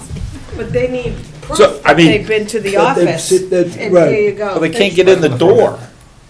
True. But once they do get in the door, some of them will want to walk right by the office because they know they're going to talk to Mr. Perez on And that Nate occasion. Cooper will go, get out and get a pass. Right, Nate exactly. Cooper's like, you're not coming in my room without Yeah. a piece of paper, Yeah. and same with Mr. Perot. Yep. All right, page 37. So I just got a little thing for 37, 643. I knew that. Yep. Yep, Well, I'm curious to 2 things. sure. So, maybe you're getting a principal rate, but it's 165 for you. Yeah. But the SAU gets one, and theirs costs 175. We get the one with the gold Is engraved. that what it is? And then I guess if you're getting a subscription, can you not have more than one access to it? Does the library get one too? You know, if you, Possibly, I didn't notice nothing in for the lab. nothing. 3 of them. If you have one, Never read it. Should be able, buy one, you get an online subscription. So that means that Right. everybody else can get online and read it. correct. That's what I do with the union I leader. don't mind sharing. Hey, you just said, one of you wouldn't have a paper. But you want the hard copy, I right? am Because the- you're I not am- ready to move to the computer I'm generation. English. There's gotta be some rather type have of it online. licensing. You can I would share too look at it personally. I'm just curious, because it's in the SEO, Look and at I that. may have missed in I wonder how much an the, online subscription for the district would be, and we just. We get it for free. If he buys Right. the hard copy, you guys get the online for Oh. free. once you buy a hard copy, you can get the online. Online. So there you go. Sounds good. We just got rid of one. Fine with me. And it's, like I said, it's two different We'll get places. I might rid have of the missed SAU some- when you Yes. keep yours. Okay, all right, yep. We get a smaller population to deal with to explain why we no Yeah. longer have a copy. You know, the idea would be to send it to the library, because we know the high school kids are gonna want to read the National Telegraph. Right. And then you guys in the office can log in and read it at your leisure.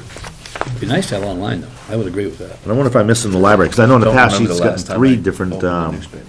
periodicals. Here we go. I'll have 4 a copy newspapers. sometimes in the So morning it's in at there a- too, At a restaurant, I get it for free. in the library. In the library, Library has yes, the yes, I know she has a copy, and we can, But it's the same thing, have it electronic. Everyone has a tablet. all right. So you want me to remove mine and we'll leave it in the Ledger library? transcript. Well, no, you should call the Telegraph and tell them what you're trying to do, and make sure that Don't tell them how it all Is works. is it legal? Yeah. Tuesdays, Yeah. I always Yes. have to do Am I it. getting the electronics, can I transfer it over to them as MS well? Cow. Why not? The district, decrease- I don't know. sounds like a licensing. No, all it is a password thing. That's all it is. I suppose if we. Fair enough. Hey, yeah. That's, it's, Just you know signing what? in. Open range. We can talk, we can talk, Yeah. I mean, again, it's minimal dollars, just, we can talk with the Telegraph and find out if they have a district that we can do a district And subscription. you could do the same thing with the Union Leader. You could probably do it with all 4 newspapers Yeah. that the library's you getting. can. Some of us like print. Do you get the Let Bill have national a seat. paper yard building? Do you get the national Puts up with paper? enough. You get the Telegraph? You get it? Got his tardy slips. There's 1, 2, 3, do we know there's 3 hard copies that come in? Yeah. In the library. 4. Can you read the paper, then we'll use the paper to write the tardy slips on? Actually, it'd be more reasonable information if you did that. During break time here.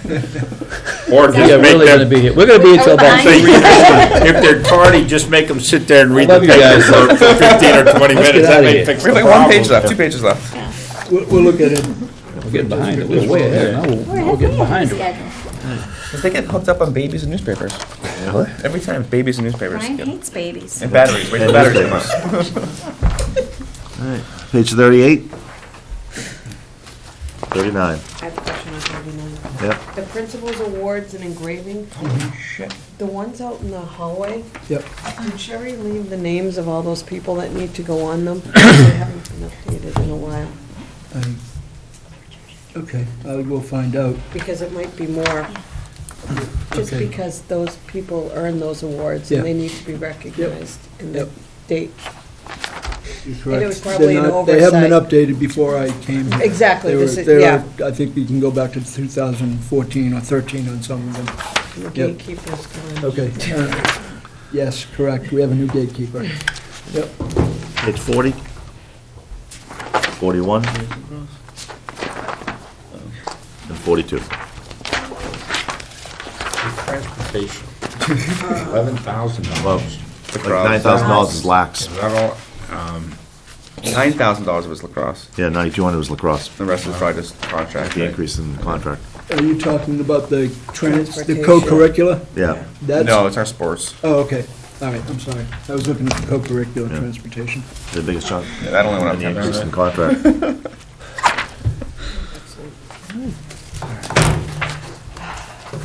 Well, thank you very much, Mr. All Lawrence. right, Thank you. thank you. Enjoy your weekend. I just want to make a comment. We go through the line items and we look at the things that are up, but if you look, again, as we stated earlier, A lot of things are down. if you look at the bottom line is that the high school's down. And the Absolutely. high school's budget is actually very, very reasonable, and there's been some money moved around. But I want to congratulate the principal for really, really coming in at a very conservative number. Thank you very much. Consider That's about, pretty good. It's never gone down before. no, and $15,000 is the increase just in lacrosse this year. Right, Yeah, right, At least 15,000. and the transportation, lacrosse, yeah. right, yep, Awesome. Good job. good.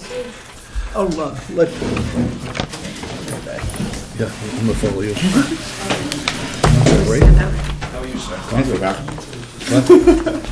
My line. We can take a 2-minute break if you want before we go into The LMS. the office is open. Oh, thank you. The office is open. Oh, yeah, yeah. There's only one boys' bathroom. Wait a minute, wait a minute. It's gonna be a line. I didn't know you were gonna sit there the whole time. She missed. Oh, I thought you were giving me a hint. No! Nobody's there. He's out. I know, usually you sit there. Nobody's home. You don't What's listen next, to me. Elmer's? Yeah. Excellent. Oh, no, I gave you 12 minutes to get prepared before you left the door. What do you expect?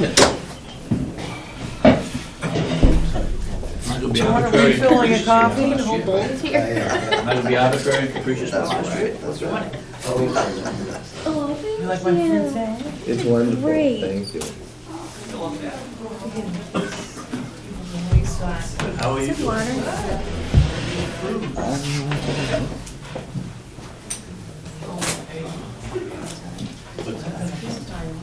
Everybody?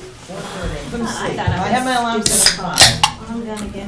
I have my alarm set for 5 and I. Brought my sweatshirt. I don't know if it's gonna be freezing in here or not I gotta go today. back to sleep. It's not gonna happen. Yeah. Just stay. I went back to sleep. Just stay there. You just didn't go to bed? I go to bed like at night, I finally fell asleep. Good, how are you? Where would his bins? Did you make the fruit? How have you been? Very good, Well, I you? didn't Good, I know. never see you now What that are you your talking kids are getting about? older. I know. Get it from your orchard? I just. No, it's so I just funny how made some- things move I so never quickly in get the like fruits out process. because it's too much work, so I really It is. appreciate Not it. bad. It was just sticky. You mean the growing up process? Yeah, and Oh, then, you yeah. know, you get out of the school and you're like, you know, you're never back in there. You know, you just, And you're about to be you out know, of it. my visitation to GMS is bringing, Miss LaBelle, her music books. Yes, yeah. She was very excited about the books this year after Kylie, it was so funny, like, so Kylie redid the covers. And I said, Kylie, you need to put your name on there, you know, designs like, I'm not putting my name on anything. It's so unfair. I'm like, these kids don't even know who you are. I said, really? They're gonna be like Kylie who? I mean, you know, Well, our PTO notepads, I think we've sold about half of them. have you really? Yeah, Wow. yeah. So we thought it would take a couple of years, Funny, but funny. It's they, confusing. Yeah, John went to it's class. better than writing your own. I know, but it should just be like early bell, I know. like, and it's like I know, 4. that's- Why don't you, 'Cause just- that- why don't we- you know what it right is? after that Why don't we says just 4. write party slip on it and they can 4? just check and walk in Yeah. with it? So it's like, Oh. will be released and it says 4. Yeah, Well, the early bell. So, yeah, but we want to know if you're, like, if you're signing out your kid for a doctor's appointment or something. Yeah, but that's signing out early. I'm just saying for the early bell. Oh, so what you're I thought it was saying well is, done. you're getting feedback, so the next time you do the reprint, Oh, yeah. you'll be able to fine right. tune the in reprint. another 3 years, when we run out. Said you already went through half of them, right? Well, we sold half of them. Yeah. Some parents are using them now to send notes to the nurse because they really stand out in the folder. Good. So it good. says to the nurse, I've seen that. Yeah, that's why I wanted to include that other section. We're gonna get some more fruit. That was You came for good. breakfast. I'm glad they're being used. Excuse me, sir? I have. Wait until January? Oh, yeah. February?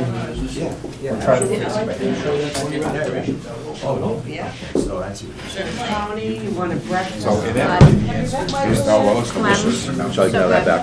Have you met Michael yet? I told him he needs to introduce himself to you. Oops. I haven't, so, you know, what can I say? What? What can I say? It's Oh, all good. I'm revving up. Okay. Let me know. Oh, I already- What I'll do is for the cap, for the. I haven't had Clem's in so long. It's so good. Yeah.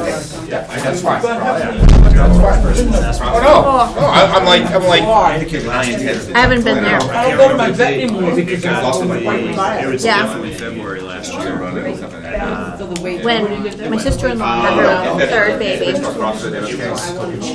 went to Clem's when they were in Hudson, where Rocco's was. Yeah. I got her a dozen coconut donuts. Those were her favorite. yeah. No, I didn't want to get this one. Like, I used to play tennis at 6 a.m. because once you get started, you can't play. What do you mean? I go, and I get, it's like, you know, we're friends. I'm like, brilliant idea. You feel bad having a donut, but then just wipes you out. Right, and you're healthy again. I love coconut, yeah. Yeah. This looks really good. It is really good. I was just telling Michelle. I know, Tom, I'm bowing to you, buddy, I am bowing to you. Oh, man. Oh, my God. It's right, that's right, you're like on school board every Wednesday night. You know, now I know why you're doing all those sports nights. Hockey and anything. It almost seems like a butternut slash coconut. You know, Sounds like, it's amazing. They also have like a real coconut, it's just all coconut flakes. It's so good. this seems like a butternut to it. It's definitely good. And I'm like, You know the right lingo. What's next? Coconut? Now I do. but has your oldest one switched over? I took a picture of that one, for sure. That might be an Instagram picture later. You want to tweet that? What do I say? No, she doesn't. She's one. I don't know if you want to promote that. Stop it. Do you know how expensive Pizarri is? That's what I say too. You sign her up in the, she refused to. She spent, oh my God, $600. Yeah. So I said, okay, Kyle, you're around, just, you know, come on. Because then cover all that in the cost. I go, right. So September 1st. So $600 to pay. No one. So she had like $100. You just couldn't resist. She didn't want to spend any money on anything. You know, like, why should I be punished? Because you're not giving me my allowance. It's probably costing me more, you know, on a monthly basis. But maybe just leave the stuff like this. $800. I mean, it's like, you know, for her, she's like, because she's grandparents. And said, you pick up all these costs, stuff like that. I know. So I know that's there. But, That's a good idea. yeah, do a good job. Oh, she don't do that. It's eye-opening. I'm a page 3 I mean, I went when I was a kid. You're right. Yeah. Let's go do this. You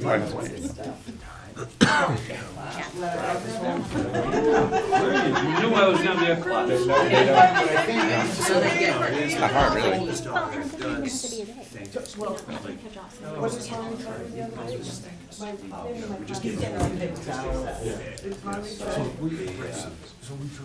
So Captain Underpants, huh? Should be fun. I can just visualize it too. What's happening then? The Halloween jamboree. Oh. Soccer thing. Yeah. They're gonna be Captain Oh, Underpants. you're just gonna wear underpants on the outside? So coach has to Brilliant. dress up too. What's that? Coach has to dress up too. Let's go get like granny candies or something like Yeah, that. huge ones. Yeah, It's big like a ones. big Depends type. That's what I said, Jeff. Oh, we're not playing. Our coach is too old.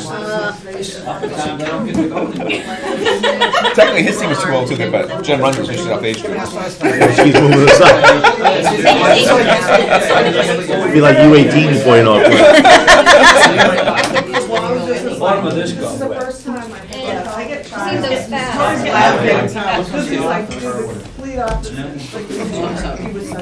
you're just gonna have one big field running then? No, the other one, well, it's 1 for 99, but it's only 14. And then she'll have like 3 or 4 other fields. 'Cause I think she has like 35 teams already. He's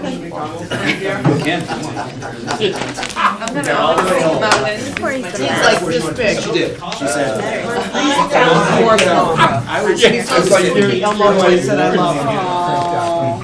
Enjoy it while it lasts. You know. just the way it is. It's just the way it is. You're gonna run today, buddy.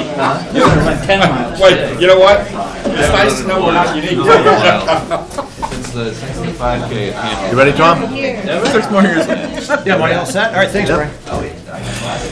Give him a Yeah, moment. Tom, you guys are in first place. Usually. Yeah, Paul's in first place, yeah. With Candy. Yeah, we lost last week though. Candy is. Candy, they're good. They're a good team. They can score, but they give up a ton of goals too, though. I think we have to play them again. Yeah. Their coach is a jerk too. Their coach. All right.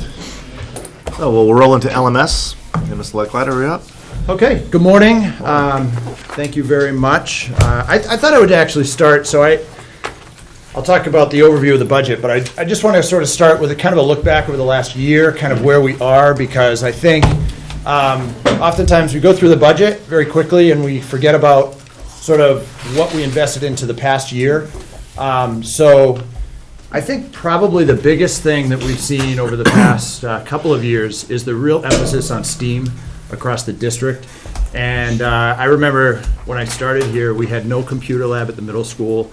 There was very, very little technology. There was very little, quite honestly, emphasis. It wasn't out there on the sciences, on the math areas, the engineering areas, and I think that's become a huge priority in the world of education over the last 5-10 years. So I wanted to thank you for the technology, first of all. We have more Chromebooks, labs, opportunities for kids than we ever have had at the middle school. The number of teachers using Google Classroom, using, as Mr. Lonigan mentioned, the various web-based apps and programs is more now embedded in instruction than ever. So thank you for that level of support. The other area is, of course, science, and Project Lead the Way has been the vehicle that we're using to integrate a lot of those engineering, design modeling, and technology initiatives into our curriculum. We're doing that through science classes, we're doing that through technology classes, we're doing that through engineering. And so in this year's budget, you're not going to see the number of kits, new kits and new units there. It's more now just sustaining the supplies for the current kits that we have. So that was something that was a big part of this current year's budget, and so I want to mention that. And then the other area is, and it was mentioned earlier, the Learning Commons. That really has evolved actually pretty quickly. I think schools have brought their space up to 21st century learning, and the Learning Commons is an example of that. But last year we were able to do, as was mentioned, we were able to do some transitioning in the library space. And this year, we continue to make a lot of progress very quickly on that. And so that's an area you'll see reflected in the budget this year, but it's also an area that we've been working on over the last year. So with that being said, just now moving into this budget, I wanted to start with just kind of a context of the middle school and the programming. You've heard this before. I think it's my responsibility as a middle school principal to sort of give you the kind of overview of programming and how that works at the middle school again. I think most of you have students who have either been through the school or are in the school, so you kind of know the gist of how the middle school works, but we are set up in teams, we are set up in content specialist curriculum model classes, so students are traveling to their content areas.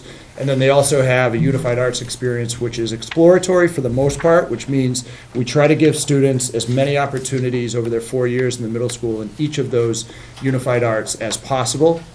There are some elective opportunities over those 4 years, but for the most part, it is an exploratory model that we use.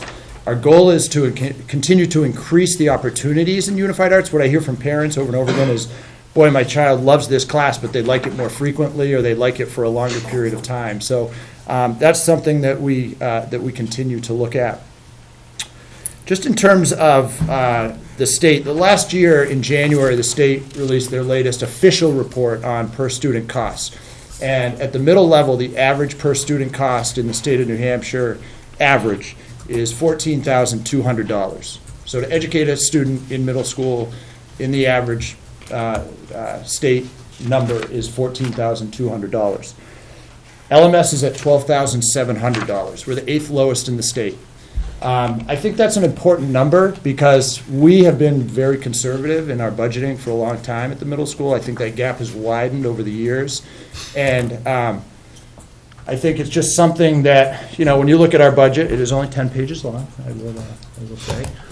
You know, it is a pretty conservative budget, again, and I just want to recognize the staff that we have. They have done a lot, wearing a lot of different hats and doing a lot of things to make student learning happen on a very successful basis year to year, and proud of that. With that being said, I understand the reality of enrollment. I understand the reality of the priorities of our district, and Mr. O'Neill, you know, he mentioned really 3 priorities: the kindergarten, And then the other two that really are very exciting for us, specifically at the middle school, while kindergarten is exciting, the other two actually, we don't have kindergarten. The other two are directly going to impact our school in a very, very positive way directly. The one-to-one model, which I'm very, very excited about. And as I said, it's really the next step in what we've already been building over the last few years in technology in our school. And one thing on that is putting technology into a classroom is not the end. That is a means to the end. So we see it as this is a tool. This is something that's going to get us where we want to be. It's going to increase student achievement, student learning, and opportunities for students, but it's not the end. It's a tool. So the one-to-one model is very exciting for us. The other piece, which I just said a little bit about, is that Learning Commons model, and we continue to build on that very quickly. Ms. Provenzel is our Learning Commons specialist, we'll call her, instead of a librarian.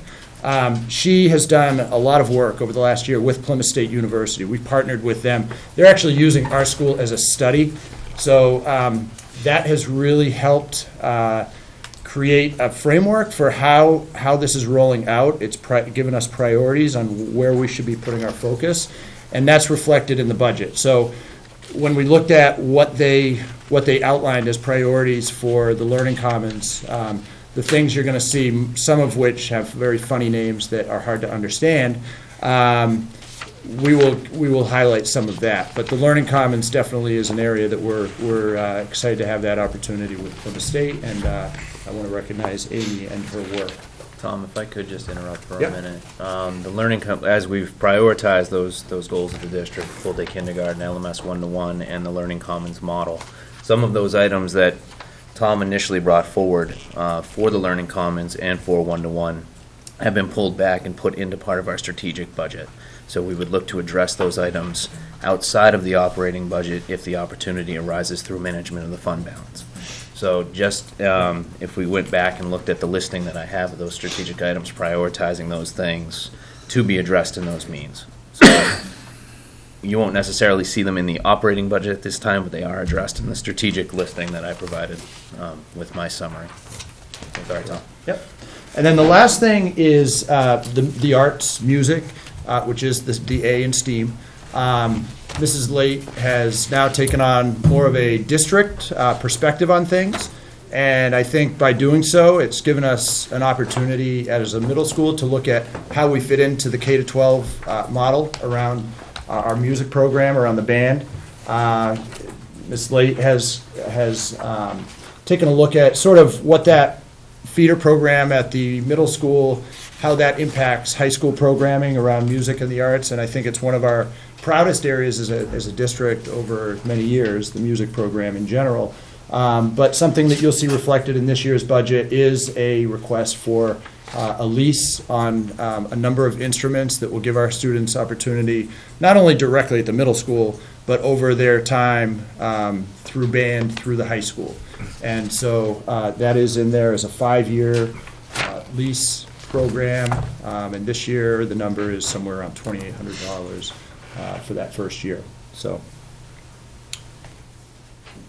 that's the overview. Right. So we'll do the same thing as we did with the high school, and then we'll do a GMS. We'll just go page for page. If anyone has any questions, start with page 1. So just real quickly, line 610, you expect to have 413 students or 465 students? No, 413 is the projected enrollment. That came off of the NESDEC report. 465 is because our staff also gets a copy of the agenda. Right. So Page 2. Waiting for that. Yep. okay, we all set? Page 2.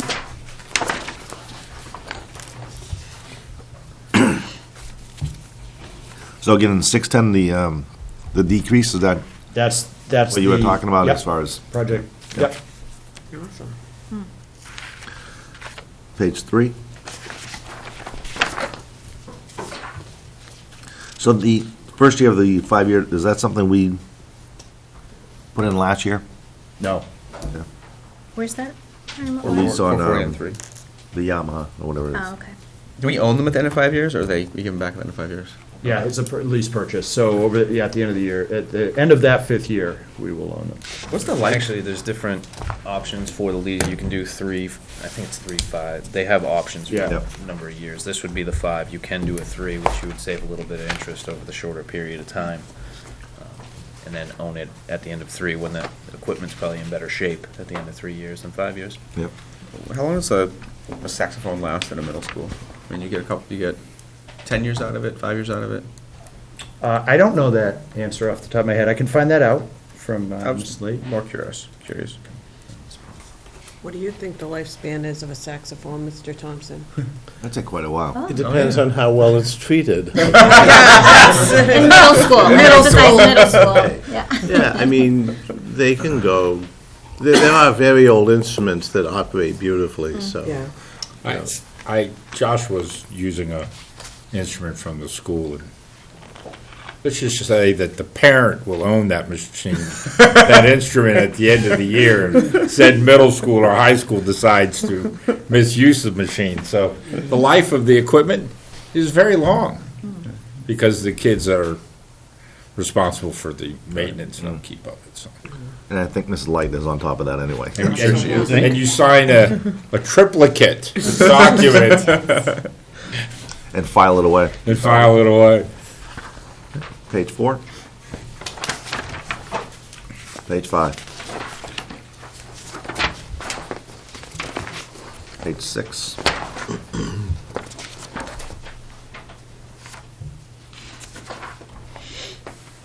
Page 7.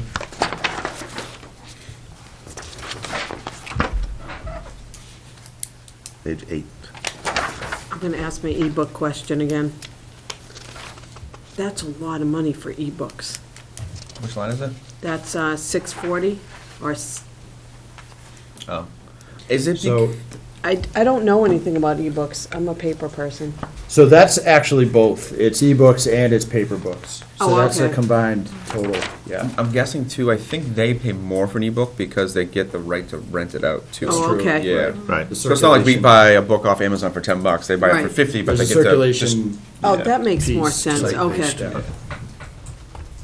That answers my high school And is that a one, do you know if that's like a one-time purchase, Tom, and you have that forever? Yeah, I believe once they make the purchase, it is forever. Page 9. Can you go back to page 8 real quick? Yep. The transition to learning commons model, purchase Yep. of additional equipment. Do we have any idea Yeah, what that that is, additional that's a equipment 3D is? printer. That is a 3D printer. We can add more detail there. We could also pull that back to the, What are you talking about? Please. to the strategic as well, That's as part of it. Right, yeah. So that might be, there's So- one. So that could come out. Yep. Yeah. So just to clarify, the 610 supplies for that giant box that starts on page 7, that's in the operating budget, but there's additional monies in the strategic. What's that? So this whole section here from the makerspace supplies. 610, page 7. 610 on page 7, yep. So that's included in the operating budget, but then we have more, So then, do we have more in strategic? is that 610, is that related to? That's learning That's That's commons. all learning commons? Yeah. So my answer would be I didn't recognize that as part of the learning Okay. commons when I went through initially, so that That'll would come probably come too. Yeah, but is that all due to Learning Commons, or would that be supplies you'd purchase anyway? No, that's Learning Commons. That's makerspace, they call it. So it's this model of, again, going back to the engineering, the design stuff. It's all part of that. So is the strategic budget not going into the operating budget? Is it just your money, it's just stuff? We can prioritize that listing, and as we manage the fund balance, as we get closer to the end of the year, we can provide that listing to the school board and see, are I there guess, approval what, to should we put address some these of it in items? here, though? I mean, what happens if we don't have a fund balance? We'll have a fund balance. I don't think we're gonna have that problem. Okay. And just to clarify that, the Learning Commons model and the makerspace isn't, it's for use by teachers and students in classes. It's not for just, kids to go and hang out and check out a drone. I mean, I just want to make sure that, it's understood that there's, important learning happening. It's not just it's not a playroom, basically. Yeah, when we presented, I think the key point there was that while the makerspace in the Learning Commons, or the Learning Commons itself, while a lot of it, the discussion ends up being about the space of the library, it really is a shift in culture around the whole school.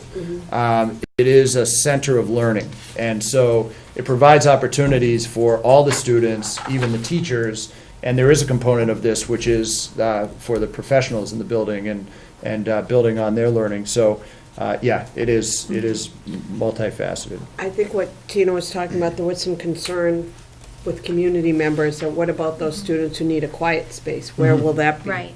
Yep. Like, I need a quiet space when I need to study. I love that idea, wheels on everything, and moving stuff around, but I need it to be quiet.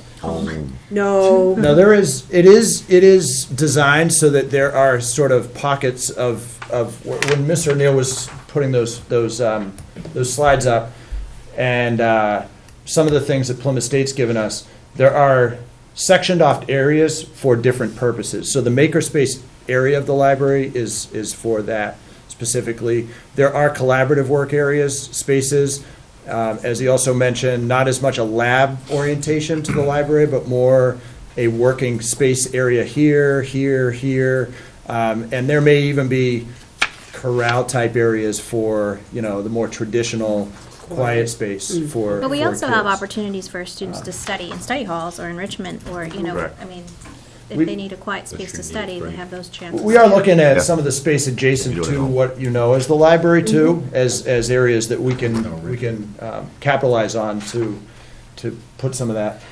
Just in- for, in I'm play. thinking about kids with Yeah. ADD that can't function Yeah. right here. I just, Yeah. okay, Yeah. that's my 2 Yeah. cents in community input. Yeah. And I'm in full support. I just wanted to make sure the community Still understands not a room that's that like total mayhem. we're not It's not just like, spending a bunch of money on toys. Yeah, yeah.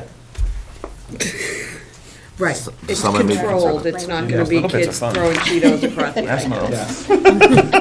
Yeah, and I can bring in, maybe a board meeting in the future, just some slides of we've been taking pictures of the transition along the way, just to give you an idea of that. And then the vision, again, Plymouth State's given us a lot of models around the state, so. What's that? Did she ask for any furniture and wheels for the bottom? Yeah, it's in- Awesome, perfect. Yeah. So is that then, are we taking that section out, Corey? Yeah. Yeah. Some of it, anyway. I don't think it's all related to the I common. think you'd know that supplies line is That one is completely, makerspace. is all makerspace related to the, So there's no supplies for the library at all then? No, that, let me go back to that page.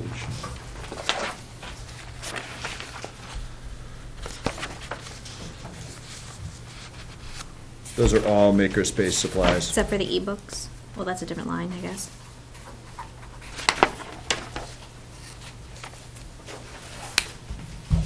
That's different function, 640. Is it? Oh, yeah, that's a It's on different 640. function. Yeah, Yeah. okay. All right, page 9. Page 10. So Corey, on page 10, or page 11, I don't think your numbers, you don't or think maybe what? they are, okay, never mind. So just, Tom, just going back up to page 10 for a moment. Postseason transportation, Yeah, Playoff teams, what's that? playoff games? postseason transportation. Right, yeah. That's for all teams, the 4? Yeah, that's total for all teams. And you think that's enough? Historically, it's been enough. Not this year. Fortunately for us, we've hosted a lot of playoff games, so that's why the history has been pretty positive. Yeah. Yeah, it's the cost So of 4 winning, is, you know. Okay. cost of winning. We're just trying to save money for the district. We'll Yep. keep winning for you. They tend to be a top seed, not a middle seed. I know you have a lot of teams that go to playoffs, and I know a lot of them are home, like volleyball's home, boys They soccer's have. home. So historically, that number has been pretty consistent, yeah.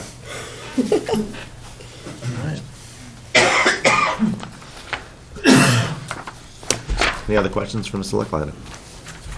I just have just one thing, if the district can take a look at it, I know that, my daughter's in the algebra class, and I guess there's a lot of work, on the computer,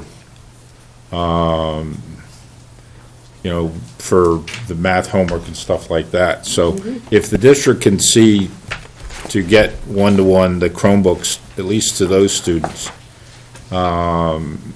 during this year, because she's, whether it's my laptop or the computer at home, or Yeah. even Joshua's Chromebook, she's always looking to be able to hop on and do the math stuff that's, it just seems to be that they got 45 minutes, but they got another 45 minutes to an hour at home and with all the other stuff. So I would think that if, that would be a good group of students, if the district could swing it, to be able to get Chromebooks into those hands of those students, because they're taking a high school class. And I think that might be, it'd be helpful. I think as a grade level too, the 8th graders have Lit Tech, and I know my daughter does a lot of work at home in Lit Tech, and it's all on Google Classroom, and Yeah. Spanish is on Google Classroom, so But you're I right think about that. we're in good shape moving in that direction. We He has are. a desktop in his Great. room. Yeah, every oh, it night. is? Oh, Yeah. oh. Yeah, I think, as I said, I think this is a very reasonable next step for where we are as a, I've seen so much of our teachers getting ahead of this curve by developing professionally around the curriculum resources we have, which many are now web-based. And so I think, like what you see in math, Spanish, those areas that traditionally were not web-based, tech-based, are now there, but the technology isn't quite caught up there, you know, in terms of what they have at their fingertips Exactly. at home. And So, I don't know if it's doable, but if it is, I think there's a group of students in 8th grade that would How many kids? appreciate having some flexibility. How many kids do we have now in the 8th grade algebra one? we have three classes Of- out of 5. So So 60 that's, kids? no, it's more like 75. 75 Yeah. kids? Okay. And how big is that class total? It's about 25 students. Oh, the About total 110. class is I think it's 110. 112, I want to say, exactly. Well, I can tell you right now, Did they have 3 sections last year? They only had 2 109. sections. 109, I think 3 last. 109? 109. So what Corey and I were just talking about, that certainly is something we've had internal discussions about, and I think we'll be able to get a better sense of, you know, we believe we've got the money in the budget based on what we're looking at now for projected fund balance. So let's take a little harder look, and perhaps we can come back with a proposal to the school board within the next couple of weeks. Okay.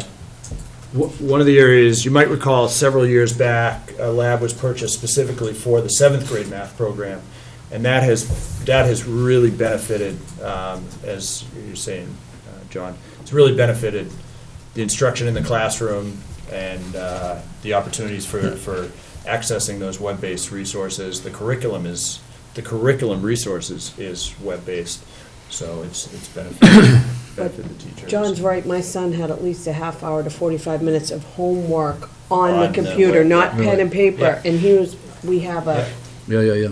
desktop in his room, so we can't go anyplace No else. windows. Eraser in his room? Yeah, it's a big Wipe desktop. off? Wax on. Wax on, wax off? But I never even thought of that about kids. That's New sign for gonna be desktop. Yeah. tough. As long as it's prison cell. Right. It's a new signal. Thank you, Mr. Leckliner. Thank you. Goodbye. That'll bring us to GMS and Mr. Thompson. All right, thank you, and good morning. Good morning. So our budget is certainly closely aligned with the 3 big priorities for the district. I'll do full-day kindergarten first. Superintendent O'Neill was very eloquent in describing the need. He mentioned the uneven experiences of students coming in. Excuse me. And in addition, the importance of early learning. When I presented in September to the school board about the importance of full-day kindergarten, I'm sorry, I haven't spoken all morning. Unusual, Scott. It's true. But I'm not at school. Okay, so when I presented in September, I read a sentence which I thought was really important, and that it is more efficient both biologically and economically to do early learning. And what does that mean biologically? It means it's talking about brain development and the importance of helping children learn what they need at the proximal developmental stage when they're most open to it and when they're ready to, and when they really need that information in order to continue on track with their peers. I mention that because, as you know, we actually test incoming kindergarten students. So we're not beginning with a blank slate. The expectation is, as required by the state law, that we test incoming kindergarten students. And in the fall of kindergarten year, so their first month of school, our students are expected to know certain things. And when they don't, we have to kind of kick into gear and come up with a plan. I mention this because in September of this year, when we did the Ames Web, which is the test we're using as the centerpiece of the requirement to do dyslexia screening for our kindergarten and first graders, 43% of our students were below average in early literacy. That's a lot. 28% of our incoming kindergarten students were below average in early numeracy. In our incoming first grade, where we had 24 students who were new to the school this year, and I'm not saying that it's only those students, but it does contribute to a changing population. 49% of the students were below average in literacy and 45% in numeracy. So it creates this situation where our teachers are playing catch-up from the get-go, to coin a new phrase. But the good news is that our teachers do a really good job. And I think that's indicated by the fact that at grade 2, and we had similar results last year in grade 1, but this year in grade 2, 20% only of the students were below average in reading, down from about between 40 and 50, and 19% of them in math. That's only one assessment, but I think it indicates the need for starting as soon as possible to help our students get caught up. That's alarming. As far as technology at GMS, we have come light years in the last 4 years. That year we added a computer lab. We now do weekly computer instruction for all students in grades 2, 3, and 4. As Superintendent O'Neill mentioned, we have smart boards or interactive screens in every classroom, and our instructional resources all have technology as an important part, meaning that the teacher can call up lessons that the whole student body can see. We have Chromebooks for all of our teachers. We also have Chromebook carts now for students and mobile lab. We have iPads, increasing number that we use for Project Lead the Way. You'll see in our budget that we also have, we are at full implementation, so we're only at a maintenance level for Project Lead the Way, which means we will reduce what we're requesting significantly. As far as the Learning Commons, we also had Plymouth State at our school last year, and their report is really about recommendations specifically for the middle school. However, you'll see in our budget, we have also made requests for things that have a cost. in next year's budget, specifically furniture, to make the space more flexible, because right now we have fixed shelves that we only have a narrow, long space that can be used for student activity. But in the meantime, we've been having lots of discussions, not only at the faculty-wide level, but with grade-level teams about how to implement some of these changes. The Learning Commons is all about relationships. It's really, it talks about, in articles about it, relationships between students and how they interact in that space.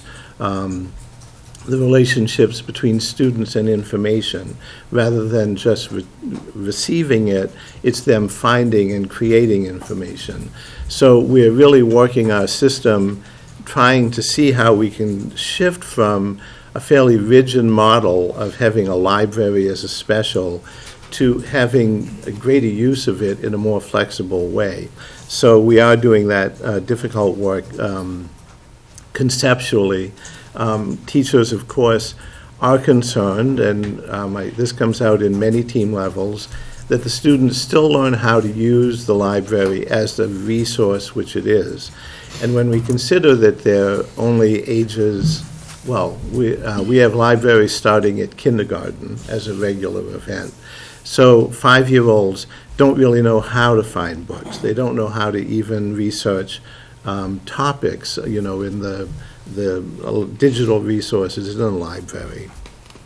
So some of those fundamental skills we see as really key, and that will allow students to become more independent learners in the higher grades and certainly in middle and high school.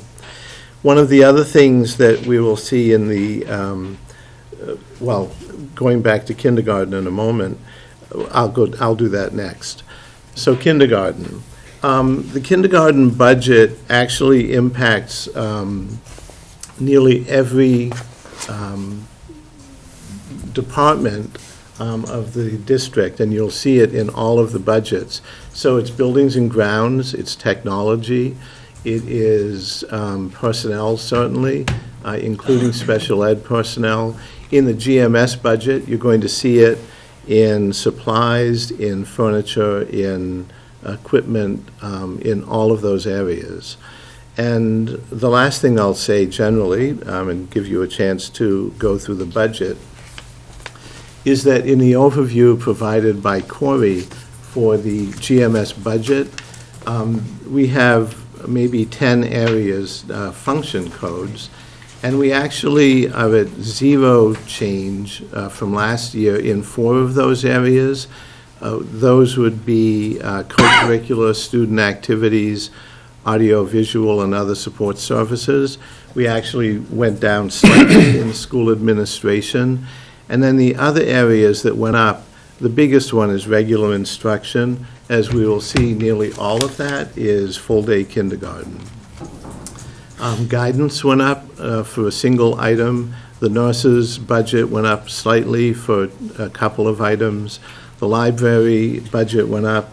That actually is an item that's related to the Learning Commons, and we'll discuss that. And lastly, transportation went up. And that is about field trips, so I'll explain that fully when we get to that. So that's my quick overview. Thank you. So we'll start with page 1.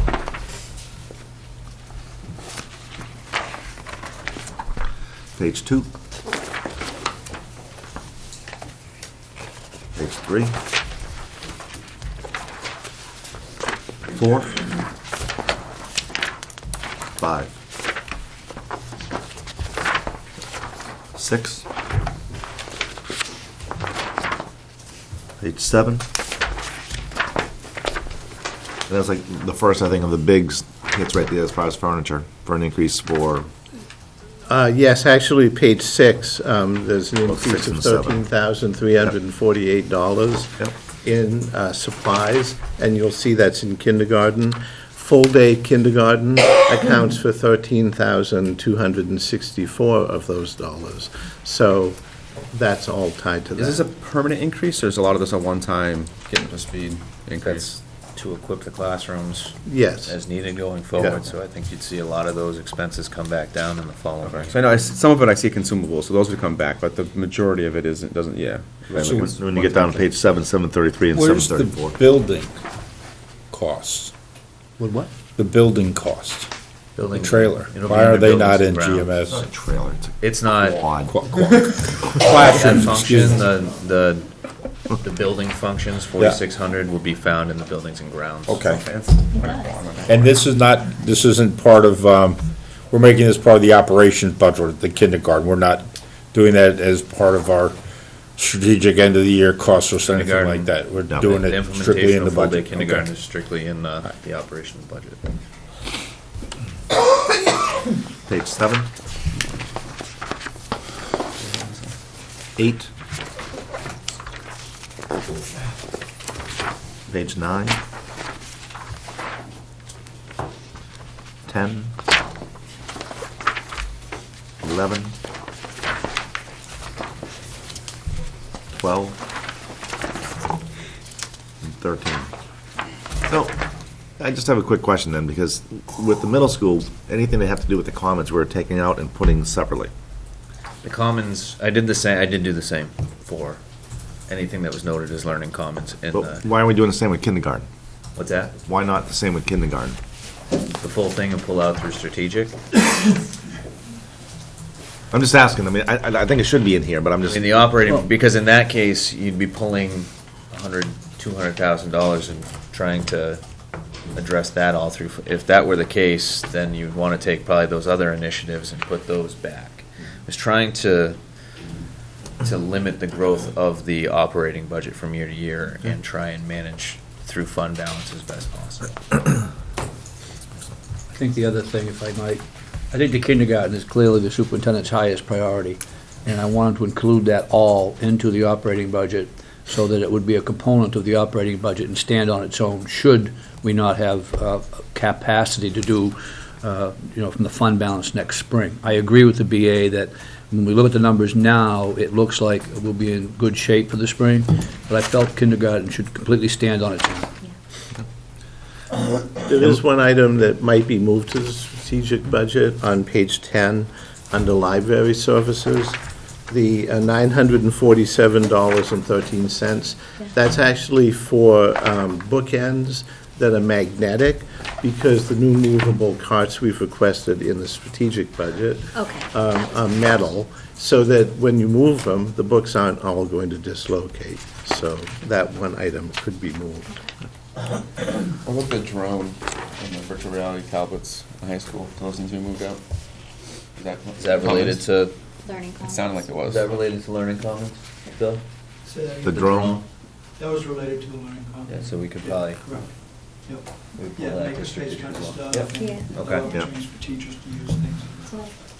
We could do that. So Scott, really, when you look at your bottom line increase in your budget, the majority of that is all due to kindergarten. It is. Furniture and supplies, and It very much is. so your budget's Yeah. pretty much flat also. I have some numbers.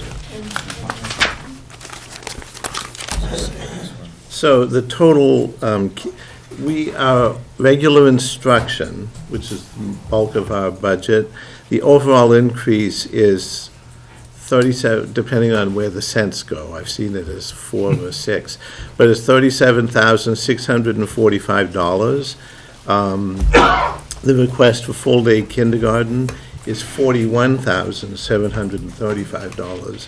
So without full-day kindergarten, we actually have a net reduction of $4,006 at the elementary level. Excellent. So, on the on the elementary school, so I was, watching WMAR last week or two, and they had a thing on, on elementary schools, and they're doing a test program in 5 of their classrooms, and they seem to be having some success with it, where they've taken, in this case, 2nd, 3rd, and 4th graders, and they've sort of combined them into one large classroom, where the students who are doing 2nd grade reading are with one teacher, but if they're in the 2nd grade and they can do 3rd grade reading, they're with the 3rd grade teacher doing third grade reading. And if they could do fourth grade math, they're doing fourth grade. In fact, there was one student who actually was, that week or early the following week, was going to be getting middle school math. So you had a classroom of students across many different grades being taught at their level, and if they could achieve higher, we were being taught at that other level. And they talked, they were in the classroom, talked to the students, talked to the teachers, and it seemed to be very successful. They talked to the superintendent, and they all seemed excited about the program. And I was just wondering, Scott, if you knew, or Jim, you guys knew anything about this program or thought process on that? We have talked about acceleration in the past at the elementary level.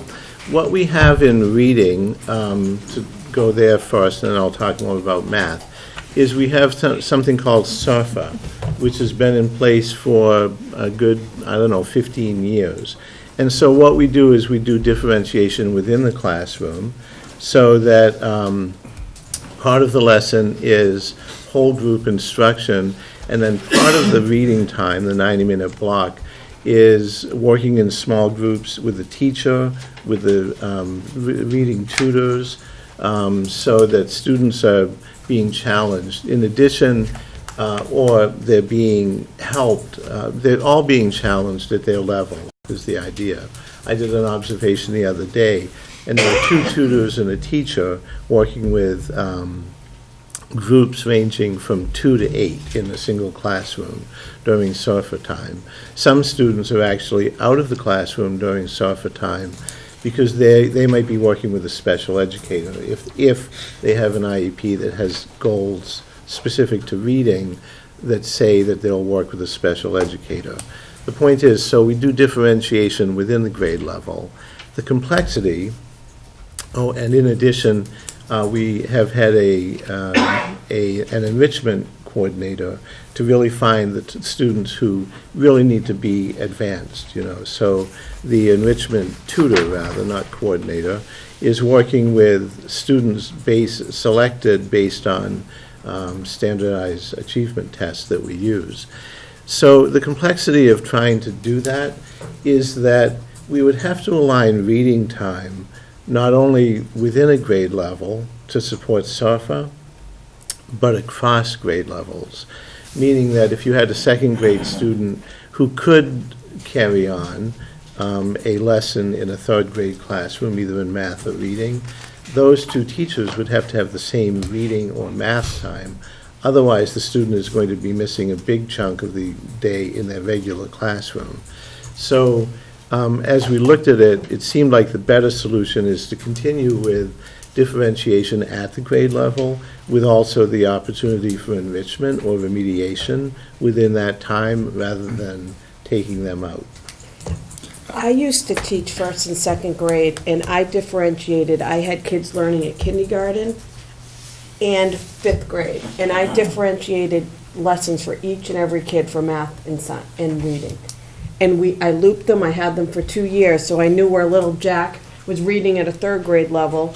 Even though he was in 2nd grade, I was challenging him. And I believe every book allows differentiation, and that should be something done by the teacher in the classroom, since we don't level anymore, which I really like. There is differentiation that's written right into the reading and math as a resource within the Envisions 2.0 and the reading program, and teachers do use that. But I'm saying, in addition, the students get small group instruction through the SARFA program. In math? So in math, it's a little bit different. In math, we have Title I tutors who support math differentiation. We have a district-funded math tutor who can support students. And in addition, we have, at every grade level, 1 through 4, we have math enrichment through the enrichment coordinator. So, and then the teacher can also differentiate. That doesn't sound like differentiation to me. That sounds like intervention. Title I is intervention, not differentiation. Title I is intervention, that's correct. But it's not differentiation. No, but as I said, the teacher, it can also differentiate using the resources within the Envisions 2.0. So say little Jack, I'm not gonna use my kids' names, does well in your class, you can give him an extra enrichment worksheet that comes in Envisions, your Yes, Envisions yeah. book, if you choose to do so. Yeah, Okay. yeah. So my only point in this is to encourage the elementary school administration to contact the Manchester people and sort of begin the process of an overview of that program.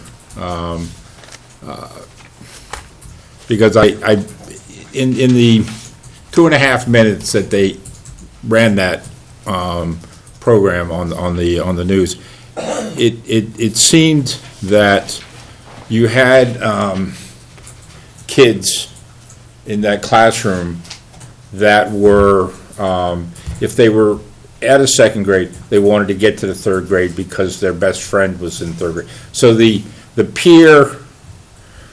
challenging of being with their peers and things like that, and of working harder to learn, which is, I believe we hear everybody stressing to us the importance of that learning at the earlier ages,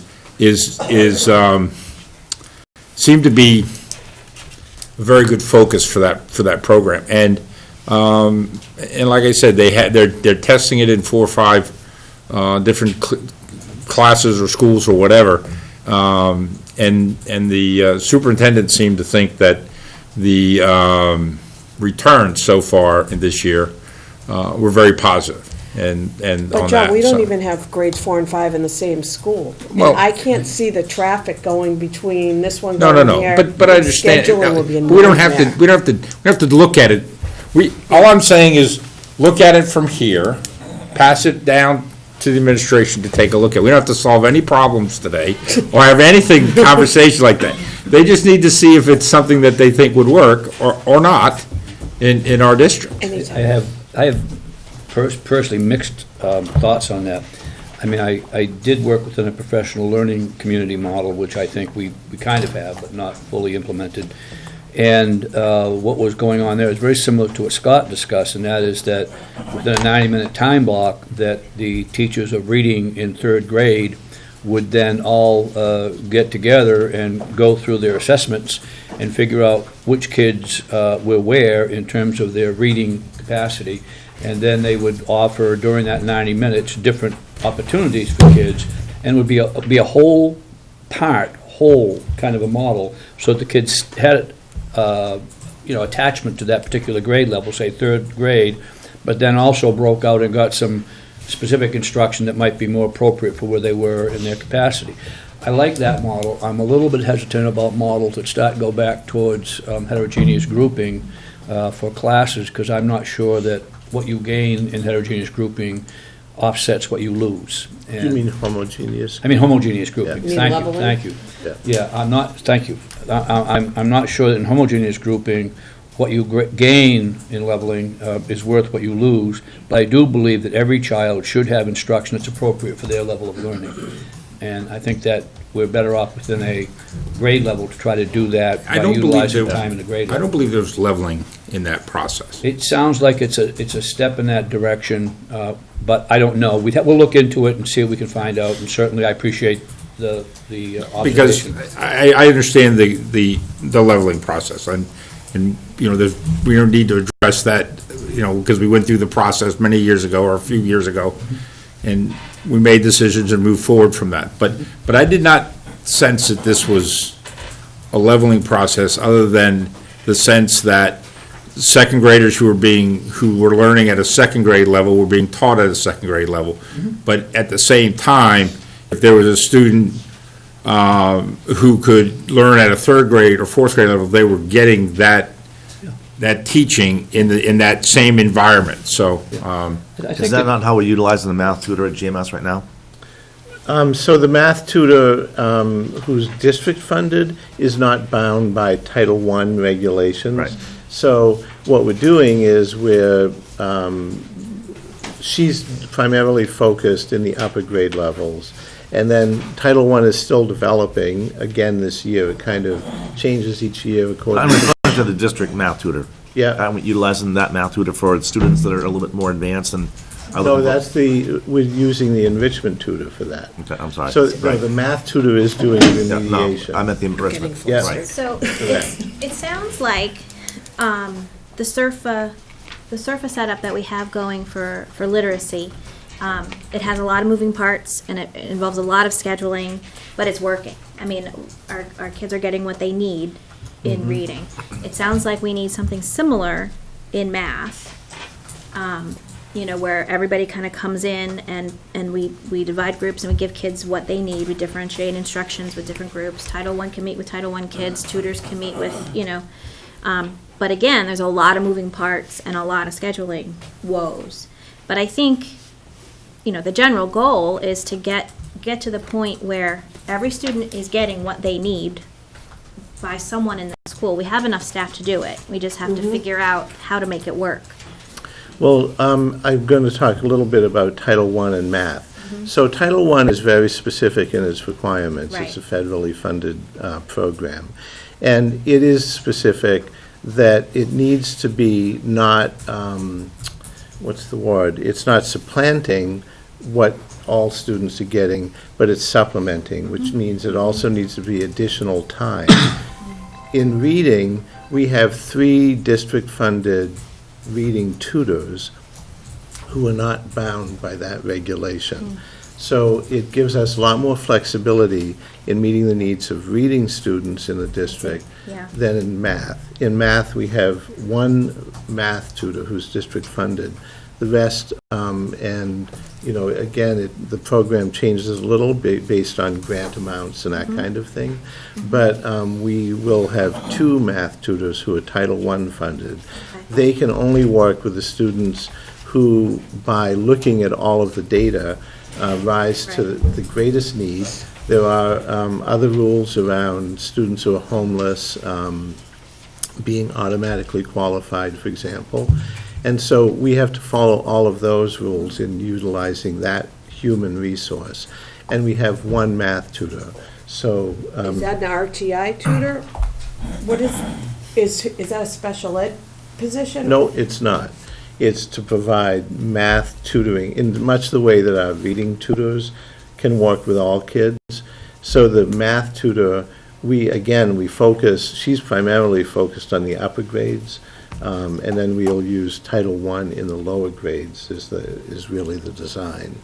So she's working primarily with grade 4 and 3.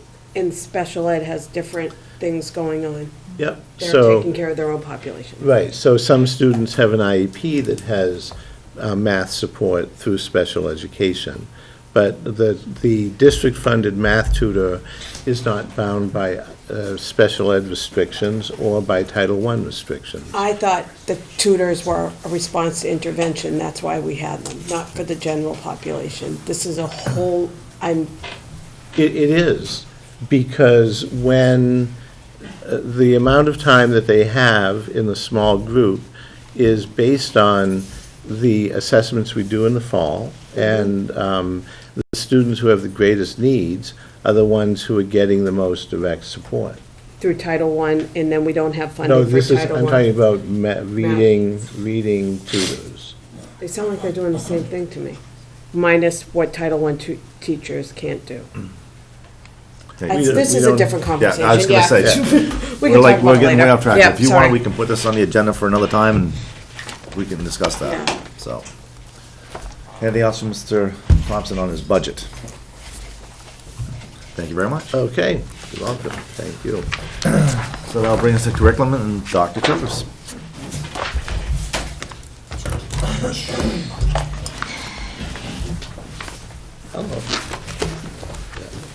I'm really way off on a tangent there. I was just trying to get him to look at something.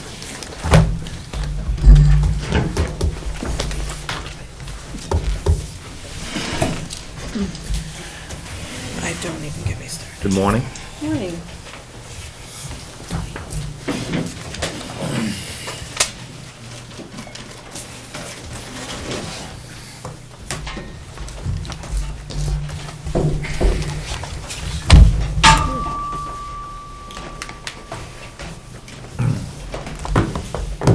all yours.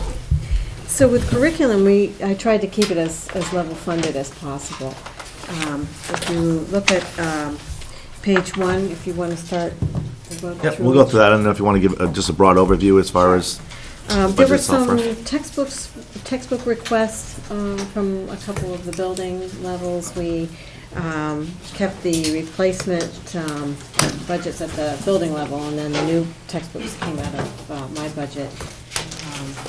We built in the full-day kindergarten needs for textbooks. The one thing I want to mention about the software, Jason had recommended putting in a 2 to 3% increase per year, which we did not do. So we have a little savings on that. The amount for speakers is very conservative. It's $8,000. You're lucky to get maybe 3 speakers for that amount.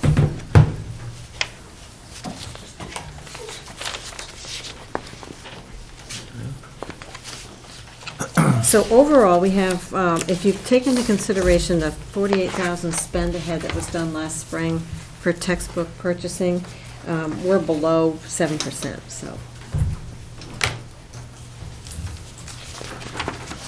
So what we've been doing, I know you just came in a little while ago, what we'll do is we'll just go page for page, and then if the board has any questions, All right, thank you. they'll just ask at that time. Mm-hmm. So we'll start with page 1. All right. I have a question. It's, it might be more for Bill, too. The CHS Computer Education dual enrollment with National Community College. What course is that? It's either Project Lead the Way or it's through SNU with a honors bio, I believe. Yeah.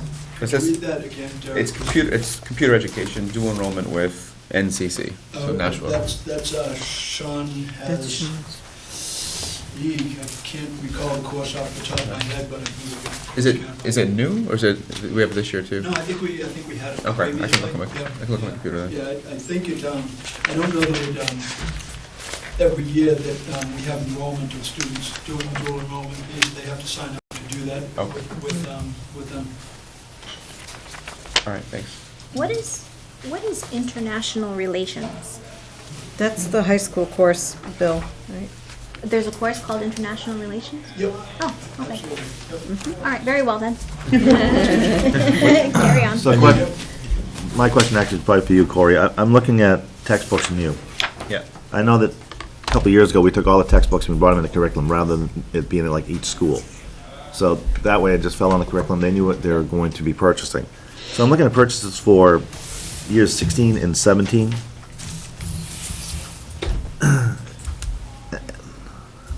They seem like rather low for me. This is where you're gonna see, this is where some of the, from year to year, if things were spent ahead and reallocated out of the budget, you're not technically seeing it in the FY18.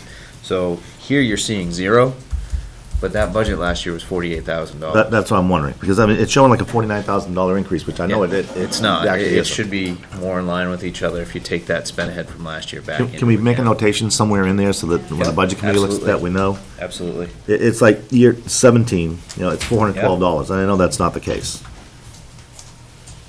And same thing with 16. I know we spent more than $4,000 on books. Yep. Yeah. Definitely bring that up. And what is the digital music at GMS? What is that for? So the music department at GMS is outdated. I think they're working with 2004.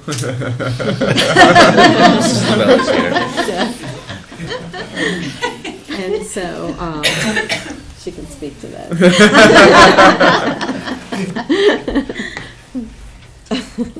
But this will allow for a lot of the digital instructions. She can print off materials for the kids. They can do interactive activities with the music, and so that will last a long time. So that's a full music curriculum? Yes, it is, yes. And they'll have interactive songbooks with it, and they have, there's several things that they do have with it. Now, it would be wonderful if I had my music class with all the kids. That would make it easier. But I am doing some online things, even though I'm going from classroom to classroom this year. Great. We have our boom whackers, and I go into Google Drive, and we do things with that. So, but if we had that, we could really update the music from that. I like me some boom whackers.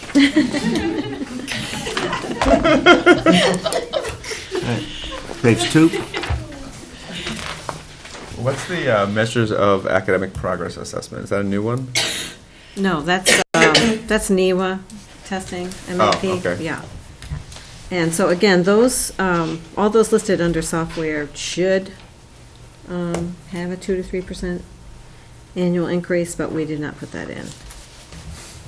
And same with the, there's another section too for, and that would be, when we get to page 3, there's another section too. Okay. That's where we are, page 3.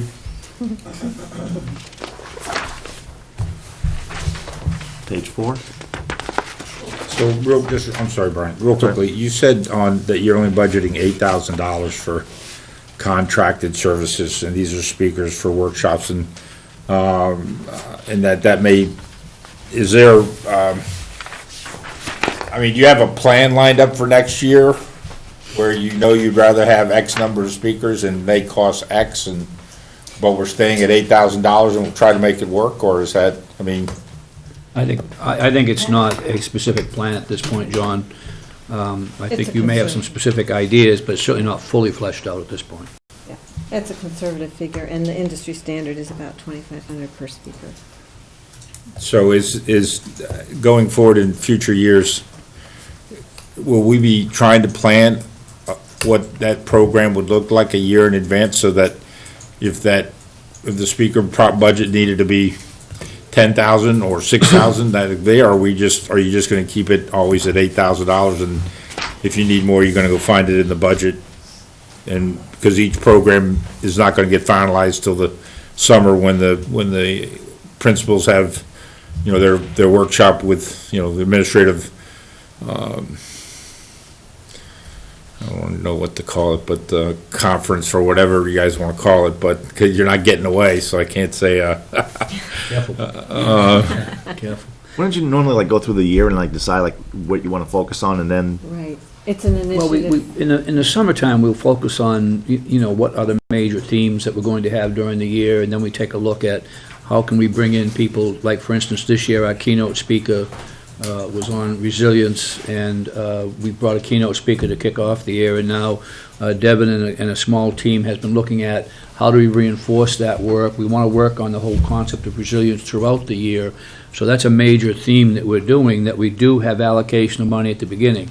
Sometimes it's a function of when do we have the time to bring in people. We have limited professional development time, and but we do have people that will be following up this year. And then there are other areas where individual buildings are bringing in people. So I think it's a combination, John, of we do have some specific definition of what we want to do for the year and not necessarily right now. For next year, a lot of that happens according to what's going on during the year. And then for next fall, I couldn't tell you what the keynote would look like at this point in time. That really gets defined more by the leadership team as we get together over the summer, or not really the summer, really in the spring.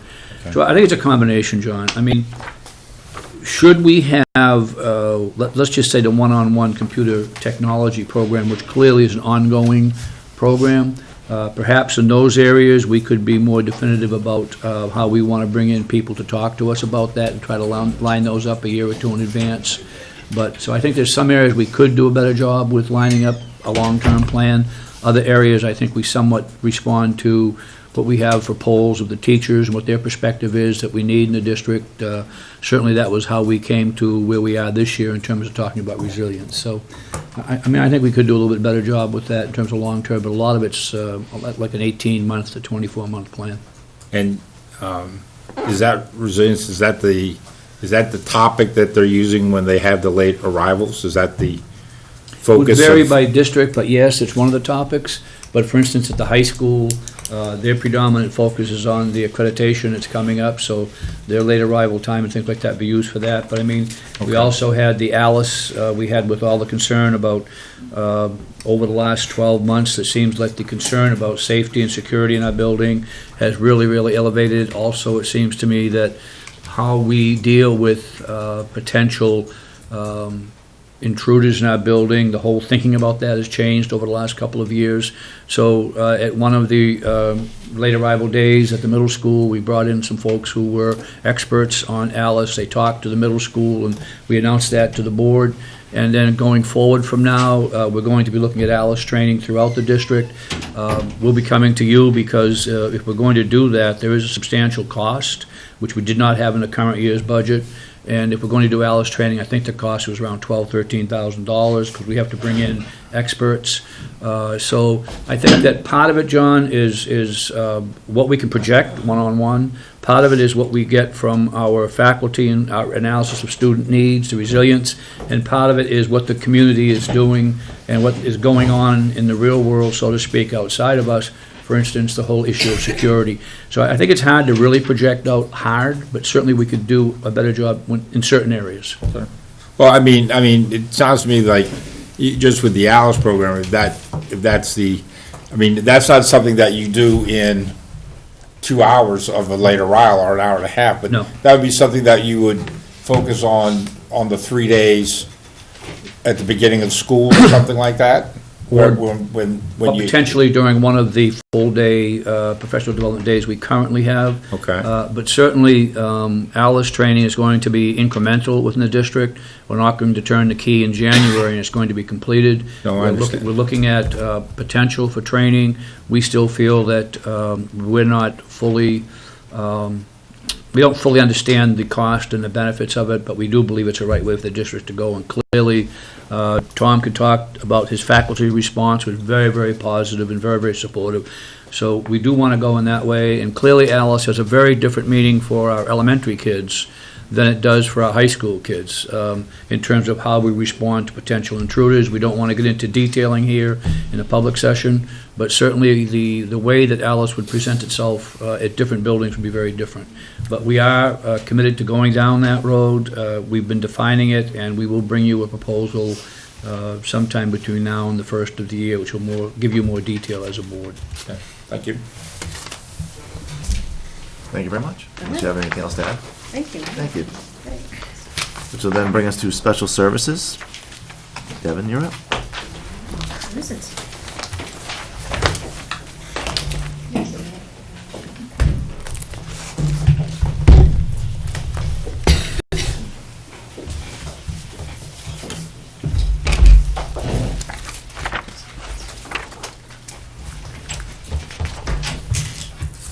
All right, good morning. So Good we're going to morning. take a look at the special services budget. I'll start with just a little bit of an overview in terms of where we are as we start the new school year. Special services, as you know, it encompasses a variety of different areas. So we have special education, 504. I wear the homeless liaison hat, kind of monitor the homeschool aspect of things, and then English language learners. So you see some of those included in various parts of this budget. So currently we're starting the year with supporting 233 students with educational disabilities. We also have 14 that are in the referral process as we make our way through the end of the month of November.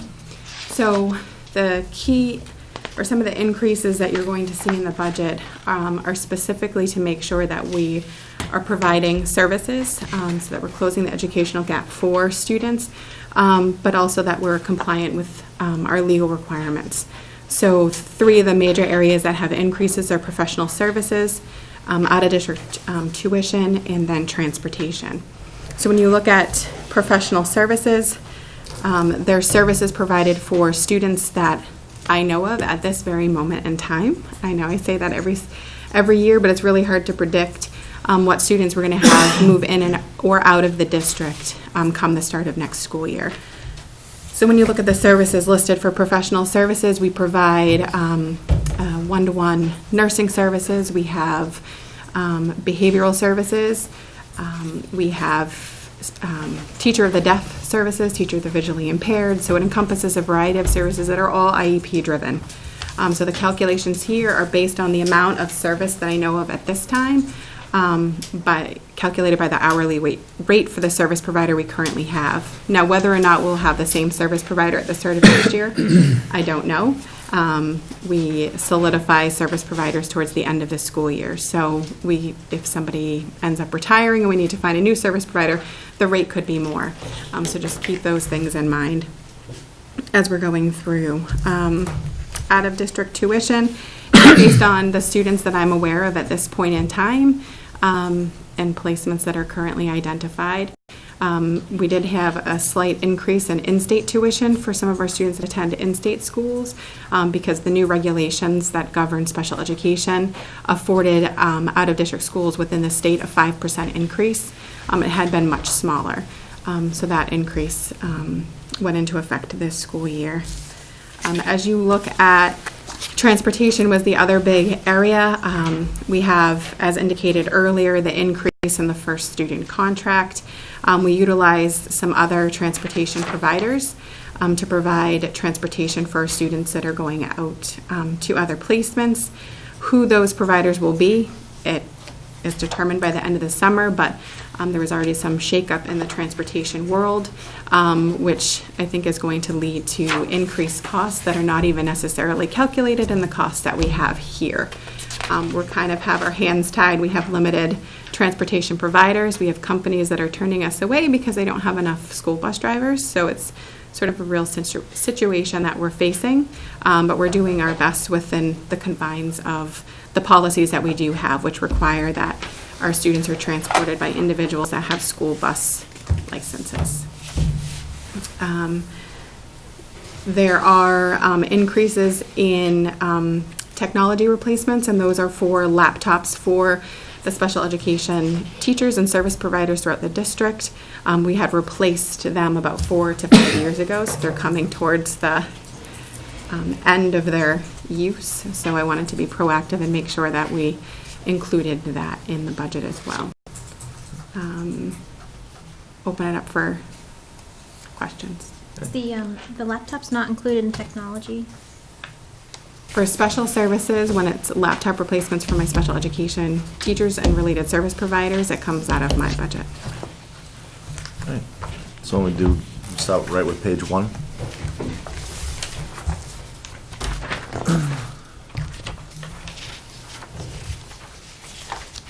Page 2.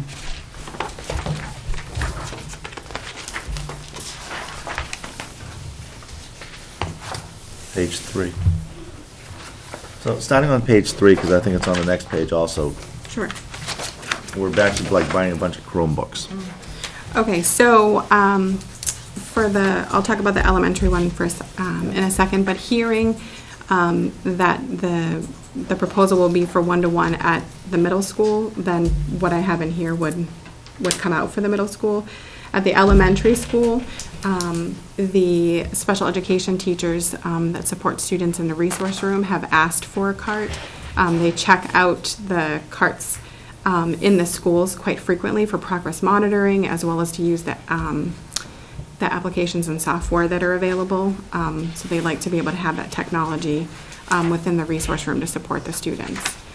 So seeing as how we're not fully going 1-to-1 at the elementary school, I'd keep that in, but knowing that there's the potential for LMS to be, then the need listed in here under LMS wouldn't be. $4,000. And why do we need 6 laptops? Those are the laptops for the special education teachers. Those are the ones you're talking about replacing? Yes. So you'll see them in the different school areas throughout the budget.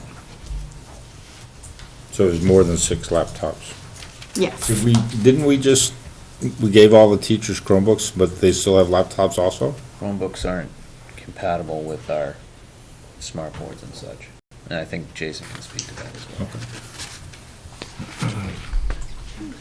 What are Trip Trap chairs? They are chairs used for feeding mostly, so we have some students that just need to be in a proper position. We have those in HMS in all the classrooms, and they're amazing. They're not that expensive. Page 4.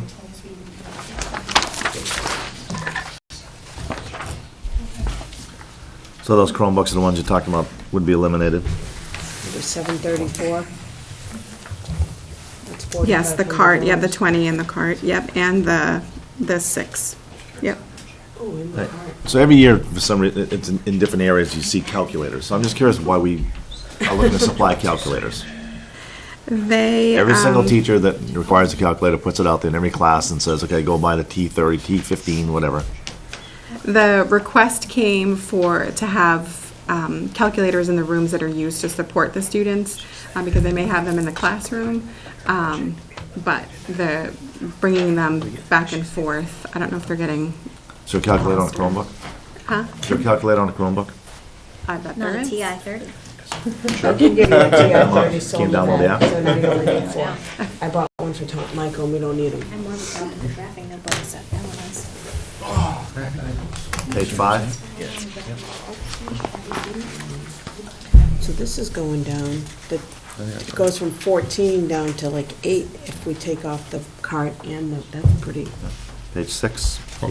So, Corey, as you go through the special services budget, you see the word toner, printer, toner.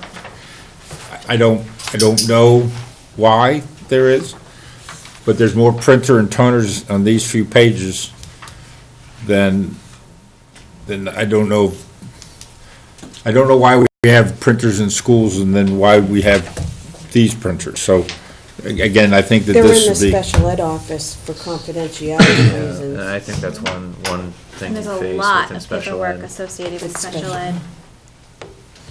Some of the confidentiality of some of the things they printed. Don't Don't want want those in a going to common public area. printers. Page 6?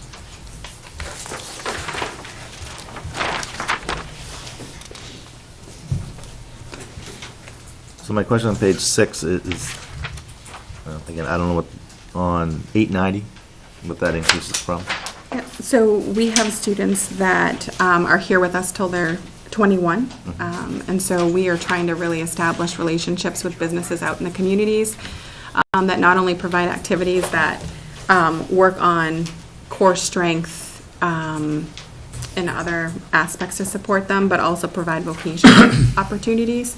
So we're working with them to not only provide an opportunity that works on facilitating communication and some of those aspects there, but following directions, creating relationships, generalizing their skills from beyond the school out into the community, but also do some pre-vocational work, organizing, cleaning, those types of things. So this is the first time you've utilized this organization? We started we started last year, so we utilized it last year, so we're continuing it this year, so that's why you're seeing it here. Is it mostly bus money? Is it mostly transportation costs in this? I would think. Transportation is the It's what- biggest increase, yeah. 890. Well, in Miscellaneous. this, because how are they getting to these places? Right, we bus them. Yeah, so that's, And the reason I asked them if it's the first time you used it, because there's no expenditures in 15, 16, or 17. Right. Right, so we started really increasing, well, we have students that really thinking long-term and, what areas they need to grow on. Really trying to build the program that we have up here that we moved teaching staff around last school year. So that's why you're going to see continuation of really building up that transitional experiences. So Is that the title boxing? Yeah, there's title boxing, there's therapeutic riding. So those are things that we started last year, so they were not in the budget. That's why they're listed for this year. So you also have new teacher chairs in 737 on page 6.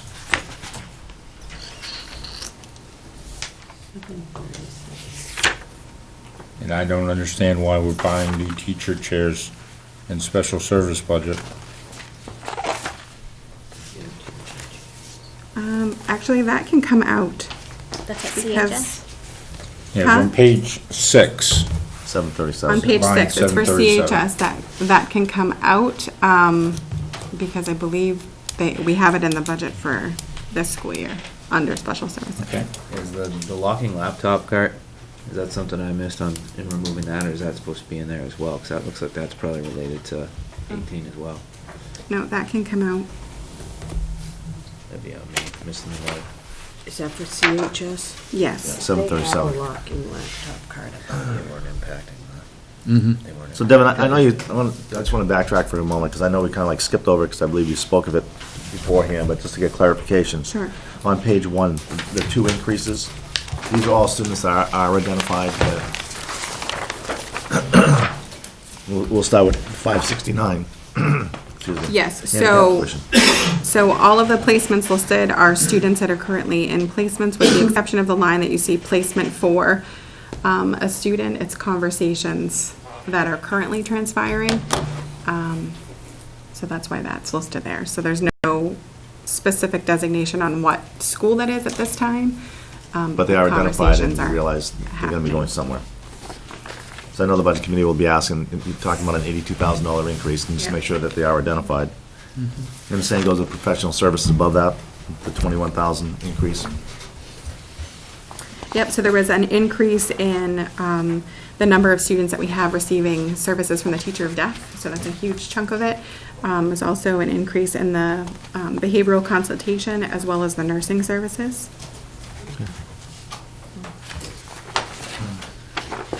Page 7. Hold on a second. Yep.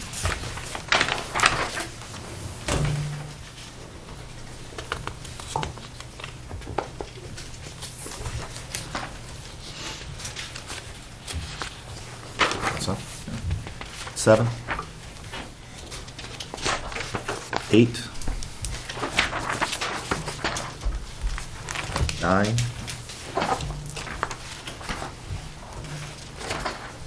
10.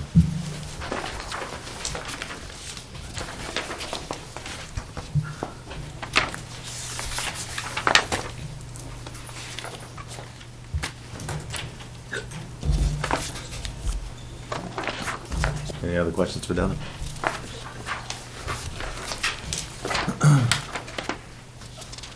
So do you have like an idea of anticipated increase in cost? Like you talked about transportation becoming a problem, and you're feeling there's going to be an increase? Yeah, I mean, I'm working with Corey right now to try to resolve the questions that we have with the transportation provider. I don't know what the final resolution is going to be. But if there's no movement on their end in terms of rate, I mean, we're looking at over 100% increase on what we've paid in prior years. One particular provider jumped their rate from $97 to $220 without notification from the summer to the regular school year, so I'm going back and forth with them a little bit to try and get them back to where they were, because there's no And that reason. increase is in effect right now? Yeah. That's 3 vans. First bill of 3 the vans. school, first bill of the school year came in with that. So reached out to them, I'm waiting to get a hold of their general manager to see if we can work something out. So does your transportation cost right now reflect those new prices? Mm-mm. No, this came in, the invoice came in, the invoice we received in the summer months was the same as we've paid during the school year. Invoice came in for September, I believe, and that's where the increase was. So we're Are we trying not to under get it- contract with them? No, These providers? Separate. So just to get a better understanding, so if we have 10 students that have to go to 10 different locations, do we have 10 different buses? I'd have I mean, or to, do we have a bus that, I mean, I don't understand, I'm asking because I don't know if, you know, if you're going to different places and you drive by one, can you drop, or is it that you don't want the students to be on a bus for a certain length of time? I'm just trying to get an idea of what your, so when we can combine, we do. The places that the students are going are in very varying locations with varying start times. So sometimes when you have one that starts much sooner than the other, you're not going to have that student on the bus waiting until that program can start. We also don't know whether or not there'll be students from other districts that are going to the same location within close proximity to us. And then in those cases, we end up being able to cost share with another district. But we don't know that until the summer when they start looking at the runs. Some districts, maybe not us in particular, but some districts, when it comes to like ride share, if they have a bus going somewhere, in some cases, they have to agree to share that ride with you, whether or not they think that student can have another student on the bus with them. So there's always obstacles and hurdles when it comes to And the other thing that can impact the transportation budget substantially, which there's no way to depict it. I mean, we have a line for McKinney-Vento, which is the law that protects students living in homeless situations. We have 5,000 there, but when a student, whether they go homeless here or whether they go homeless in another town or location, they have the opportunity to still come to the school of origin. Mm-hmm. So even though they've moved to, let's say, Wyndham, they could still continue to attend school here in Litchfield. And then what I have to do is try to work with that other school district and cost share the transportation to get that student to our school. So we have a number of districts right now that we cost share transportation with, so it's not easily reflected. We had one year where I think the cost was about $15,000 to transport one student. So, you know, I don't know. So if a student moves out of, like, a non-special ed student moves out of district, then they have to go to that district schools? With the exception of homeless. You could stay where your They're the last only permanent ones. address is responsible for. And the idea behind that is that these kids were being pushed from school to school to school, so that in any given year, they might be at 3 or 4 different schools. So it's to try to give them some kind of a stable environment that they could perhaps build the rest of their world around. So the McKinney-Vento held in place those kids for at least one full year, and then you worked out transportation. I think long-term, it's a good thing to try to give these kids some kind of grounded Stability. education. Okay.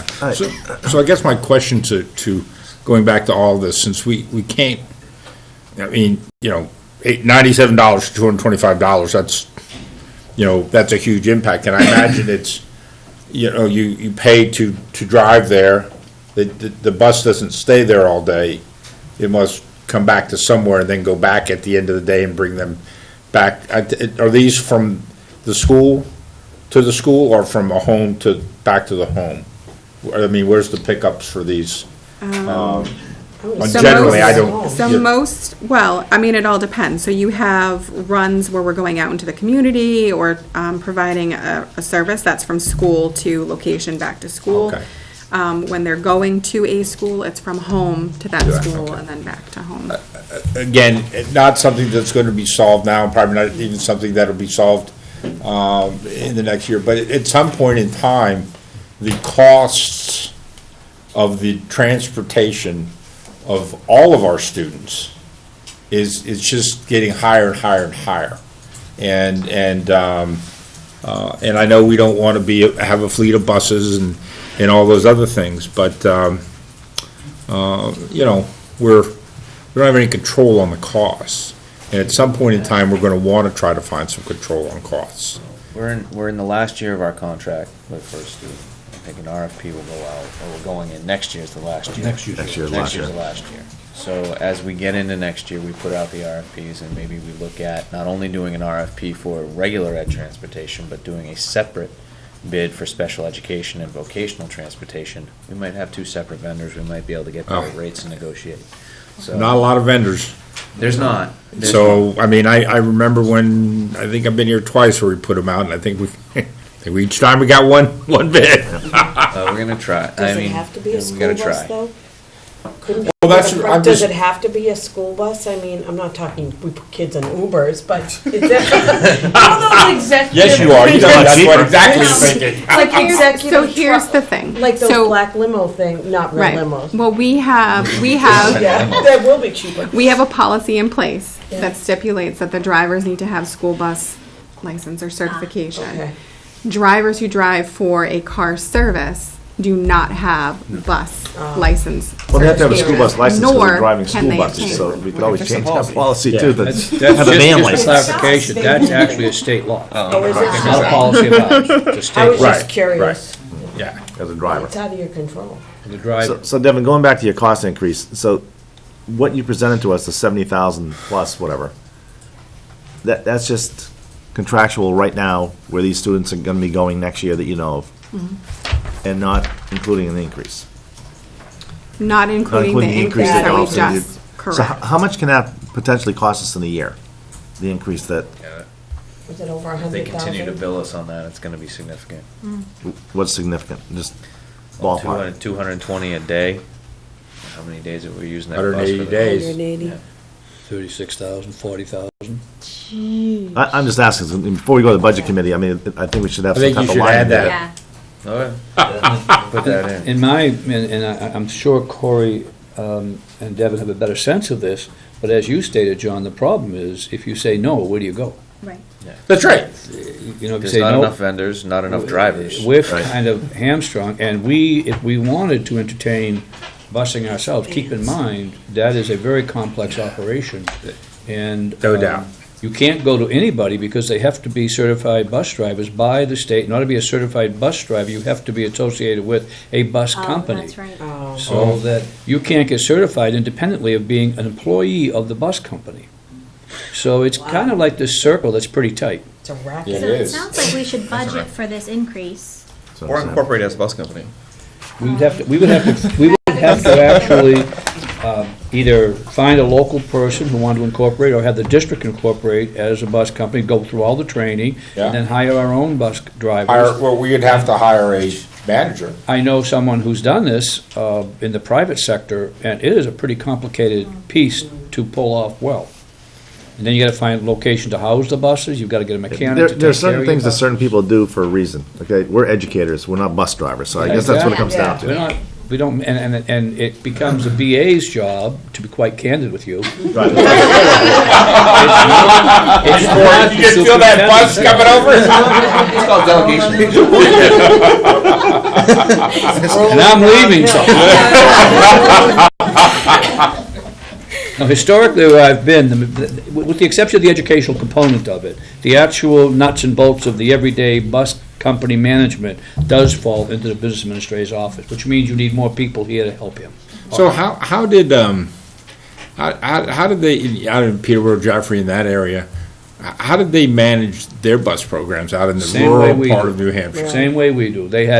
We were fortunate where I was last time that a local citizen opened up a bus company for Jaffrey Ringe and ran it and did low bid on contracts. It wasn't a sweetheart deal.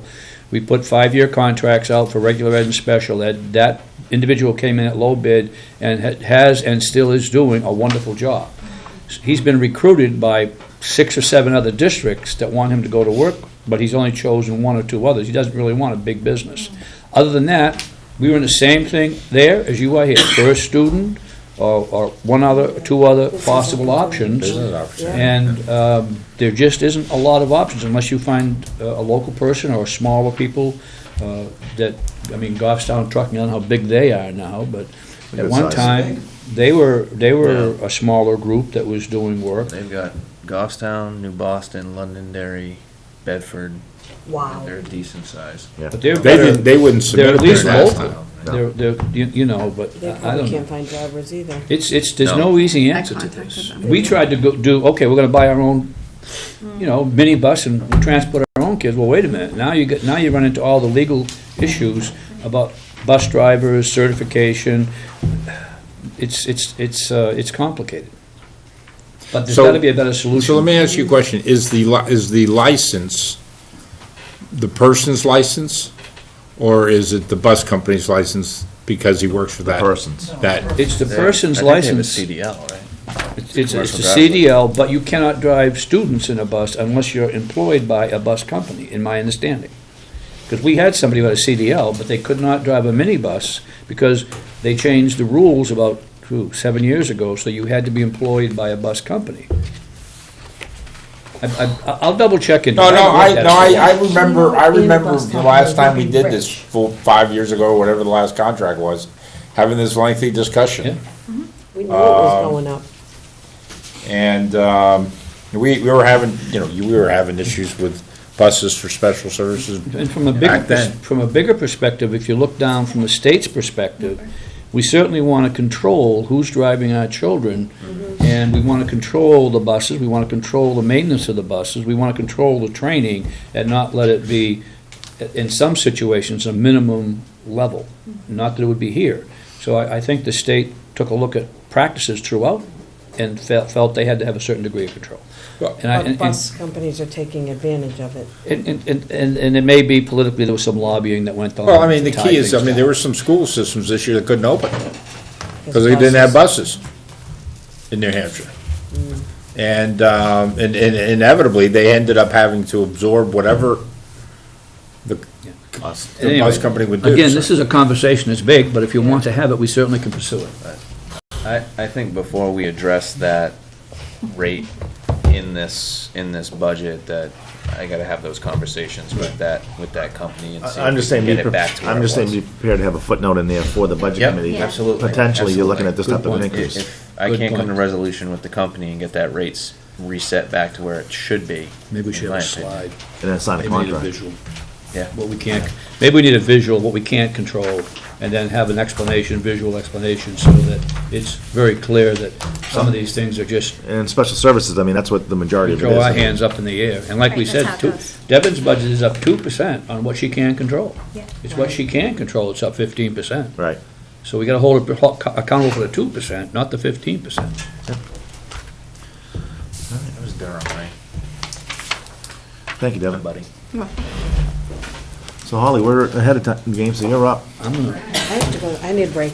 I need a 2-minute break. All right, fine, 2 minutes. Last time I said 2 minutes was 20. Mr. Chair, I apologize. That is exactly what, Setting my timer. 2 minutes is. It's 20 minutes, isn't it? What's that? That's what it means, 20 minutes. Yeah. Set my timer. If you'd have said 10, it would have only been 10, you see. I'm actually leaving. Minute 59 now. I'll be back. You playing home or away? We're home, we're at Sawmill. So. His first 4 games were home.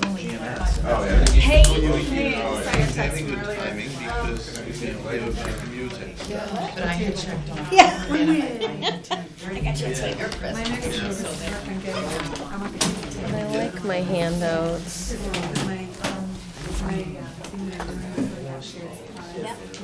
Oh, your numbers are all fabricated anyway, because you don't have your increases yet. Okay, then I'm giving them. It just makes it very easy and. I was gonna bring that up because I was looking at the GMS budget for furniture.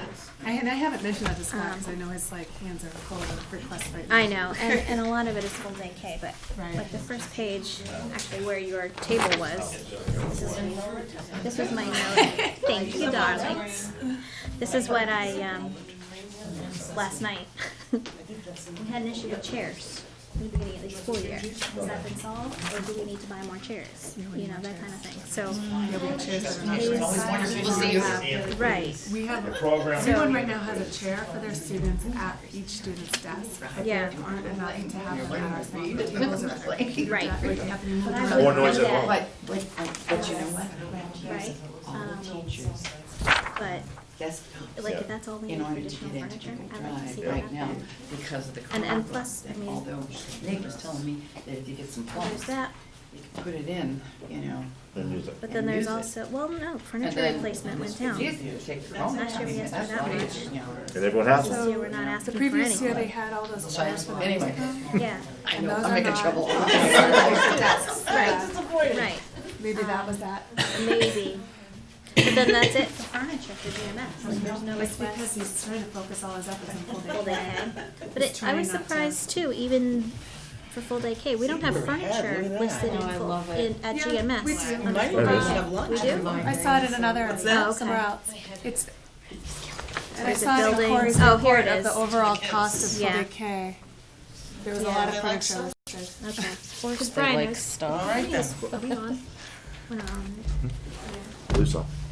Beginning of the school year, there were some issues at GMS regarding chairs, tables, chairs in For? disrepair for know. GMS, for. Because of the beautiful layout. Yeah, there weren't enough chairs, Don't they still have a ton of them in storage? no. All gone. Oh, they finally threw them away? Well, apparently, yeah, the word at GMS was that there was a storage shed that was emptied and everything got thrown out, and so that's all Because the gone. thought process was get rid of them, it costs us more for storage. If we need chairs, we'll buy them. Well, we need chairs. We added 2 new classrooms and didn't buy any chairs. Right. So at the moment, we have a chair for every student at every desk, so that was solved, but it's not always the right size of what they should have. Yeah. And we don't have chairs for any kind of, like, when they go over the computer or they go to a small group, they have to drag chairs around the classroom, which for the little ones takes So once you get half a together with Scott and find out how many you need or what Yeah. you need. instead of- day. Well, we were just saying, we were surprised that it wasn't It in there wasn't when in we- there, when we saw right. this. Her kidney table thought it would is, be. Might but, break the watch and stuff. Yeah. but no chairs to sit at it. Well, So. you just sit around, it's low enough, right? Just because you guys are going so damn fast, who knows? You'll be back. I know, Jack. Yeah, I'm all right. I will sort it. Don't say that. We have to have lunch, that's it, I ordered it. What were you thinking? I gotta tell you. I'm tired. Okay, it's all right. I ordered it, we have to have. 6-2 is the final we lost. Very excited to see I don't know, somebody. text me like 10 minutes in saying Alex just sort of. Because your budget is, there's a question. Numbers in parentheses are decreases. You know, I know. They scored an When I own was goal? looking at his The cost report, of so schools. I don't see the full thing you have, I just Yeah. have. I'm like, do you like bounce off them, or did he kick it? She's like, oh no, he kicked it. Your budget is, It was like decrease, transportation work? decrease. I'm like, is the only Or not? significant increase the full day pay? Is your budget? Because that's.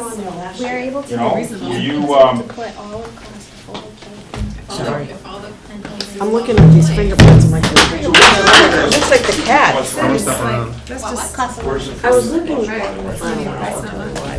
That's pretty amazing. All right, I'll be back. I would say yes, the furthest one. Hey, Merrimack, I've never beat him before. You can do it. You can crush them.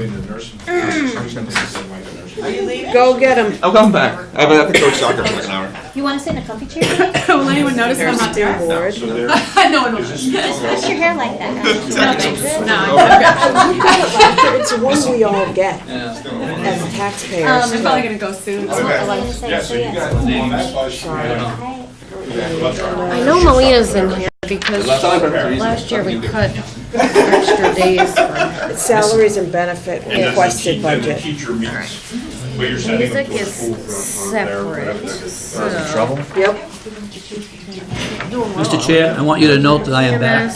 I know, but the timer already went off. I get penalties.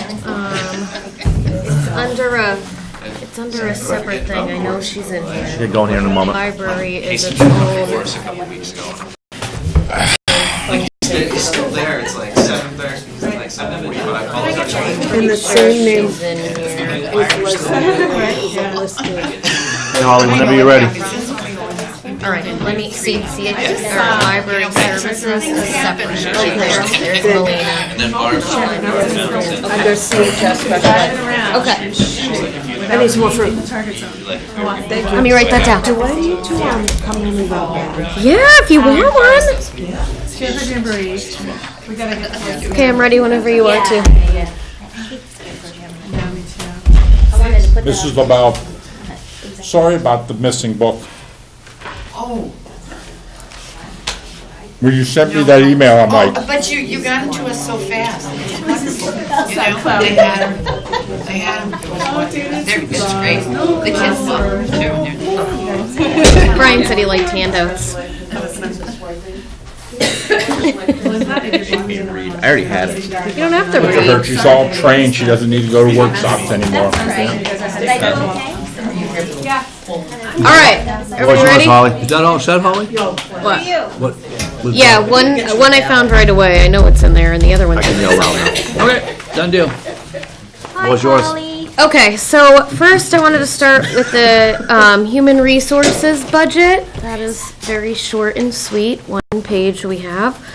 I left on your computers a little memo just describing the changes. That is a decrease of $1740 for the actual budget. This memo lists out exactly what has decreased.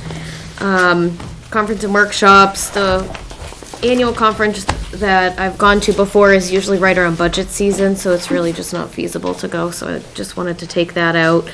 I took a little bit out from advertising based off what we spend, travel based on the conference, and I did add $200 in the miscellaneous budget for American with Disabilities Act accommodations, so that's accommodating employees for different medical things if they need that.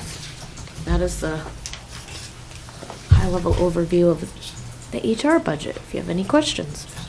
I actually just have one. Okay. New hire expense as far as fingerprinting? I thought the employees paid Yes. for the fingerprinting. That is for volunteers. We pay for the volunteers' fingerprints. Employees do pay for their fingerprints. So Michelle handles the volunteer account, Okay. and that actually has gone down a little bit. So that's just strictly volunteers? Yes. All right. So subs also pay for their own fingerprinting. Yes. An employee fingerprinting cost is double that. It's $47. So a sub, theoretically, is making about 13 hours, $13 an hour. $13 an hour. Yep. So bringing home about $65 to $70, and their first day is to pay for their fingerprinting fee. Correct. Maybe part of the reason we don't get a lot of subs. Maybe. But the price increases didn't help us either. Just- Price increase? Just not just easy. as a point, I mean, subs are an issue with everybody today. I mean, it's just with the economy, someone quoted me 2.7% unemployment, somebody else said 1.2%, depends on which statistical data set you want to read.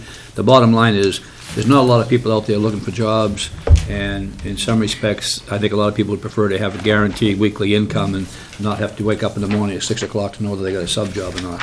So it's just, I think everybody's experienced some challenges with getting substitutes. So, Ever considered hiring like a full-time sub, like? We actually had a Love to discussion bring about that hiring a discussion. full-time sub. I think Holly brought it up. And I think the district at one time did have a full-time sub position that they had within their budget according to historical data that we looked at. That's something which the board would have to really discuss. It's not in the budget. I haven't put it in the budget. I know some districts do that, and some other districts run away from that. So that would be something the district would have to think about if they wanted to hire a full-time sub. In Hudson, they say what blocks or periods are free, and they put it out to teachers during their free blocks if they want to do that. And it works really well, because they have a lot of absences, and, well, everywhere, but. I would also say that at the high school, that really applies more so than it does at the elementary schools. Right, absolutely, like, it would, Our high school teachers have been very, very cooperative in terms of putting that out. Some districts throw a little bit of sweetener into that and say, we'll give you like $25 an hour, not full pay, but at least a little sweetener into that to make it so that you might get even more people willing to do that. At the elementary level, it's a much more challenging thing to do. But that's something that you might want to think about at some time.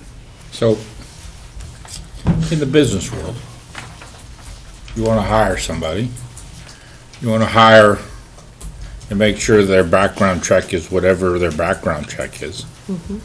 You as the business owner, you have them go wherever company you use, and process you use to get the fingerprints done and the study done so that it comes back to you. So, somebody that we want to hire goes and does a background check. So it's their background check, it goes to them and they then send it to us. I don't understand why we're not doing and paying for all background checks.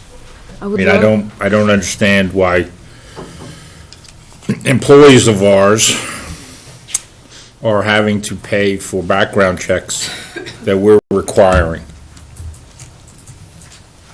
across, whether it be a subs, I don't know the difference between a substitute and a volunteer, other than the fact that the volunteer is giving their time and we're paying the substitute. But I'm sort of like with Christina, Tina, we should be paying for these things, and we should be paying for them across the district wide. And my sense of that is that's just the way we've always done it. I don't think there's necessarily anything in writing that says that. I think it's just a practice that the district has had, that I was informed of when I came on board, and so we've continued to do that practice. Certainly, your argument has validity, and certainly if the district wanted to change that practice, that would be up to the school board to so direct HR and the superintendent. We're not doing it because of something that we feel is, an analytic thing. It's just something that has been the past practice, Sean. It's not unique to Litchfield School District. I think a lot of districts charge new employees A lot of to districts pay their background check. charge new employees. Some districts cover subs, but it is a lot of money sometimes to come up with up front, and that would be amazing if that was something we looked at. Any idea how, I mean, I know it varies from year to year with how many subs would apply and how many new hires we have, but how would that affect our budget? If we budgeted for 50, say, employees, and that could be high. I mean, we're getting subs. I've had 5 in the past week or so. I mean, that's only $2,350. Here's a better question, and again, we can table this for another time, but of the people that you've hired or offered a position to and said you have to go get a background check, how many of them have refused because of the cost and left? None have refused because of the cost, but There you go. some do complain, oh, I have to pay for that, that comes out of my pocket. Well, But and I no one's think actually refused. It's set up front, too, that you'll need to pay for That's what I tell and them, so yeah. they don't get to that far. They get through that application process and say, oh, To Corey's point, I think most districts view that as a essential condition, precondition to employment, much like your degrees are, and therefore it's your responsibility to pay for your employee. I think that's how people justify it. I know the districts I've been in, it was the same thing. And there is, I'd like to just interject if I could, there is a way the state will allow certain people to share from district to district so they don't have to pay. That potential employee goes to the state and says, I need a letter saying I'd like to have my report shared with multiple districts. So they only have to pay once. But it is a different background check than private sector as well. This goes to the FBI, this goes to the whole gamut. So The sharing is, like, subs usually can use that if I try to tell them up front when they come into us, because it's 30 days. So we can send that in when we send in their background check, then they'll get a letter that will say, yes, they've been background checked in Litchfield, they're okay, and they can use that letter to go to other districts as well. Well, finite time. 30 days, yeah. After that, you have to do it over again. Yeah. I see. All right, thank you. Welcome. I just think that should be added to a meeting, and we should discuss that. I have it. Thank you. Okay, move on to salaries and benefits. All right.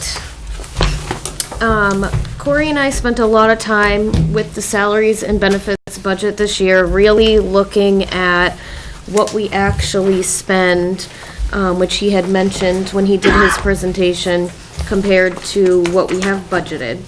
So the increase in the salaries and benefits budget is $172,900, which is a 1.04% increase. There were a couple things that were missed getting entered, which are all in the memo that I gave you, which talks about $20,000 for workers' comp, and there's some stuff in curriculum that we need to add in. But in that, looking over that 1.4% increase, we have different increases in insurances. 1.04, 1.04, sorry. And health, insurances and salaries. So health insurance, they had given us a guaranteed maximum rate of 5% this year. That is a savings from last year. Last year, our insurance went up roughly 10%. So that really helps us a lot. We also have the 5% increases on the overall rates of insurance. However, in the LEA contract and the LSS contract that we have now, in the FY19 year, The LEA is going to pay 1% more towards their insurance, so that's a reduction for the district of 1% on one of our plans. And the LSS group is going to pay 1.5% more for their insurance, so that's a little bit more of a savings as well. When we look at dental insurance, we haven't had a rate for dental insurance since I've been here in the past 4 years. They did say that we'll probably see a dental increase rate. They couldn't give me a number, so at this point I estimated 5%.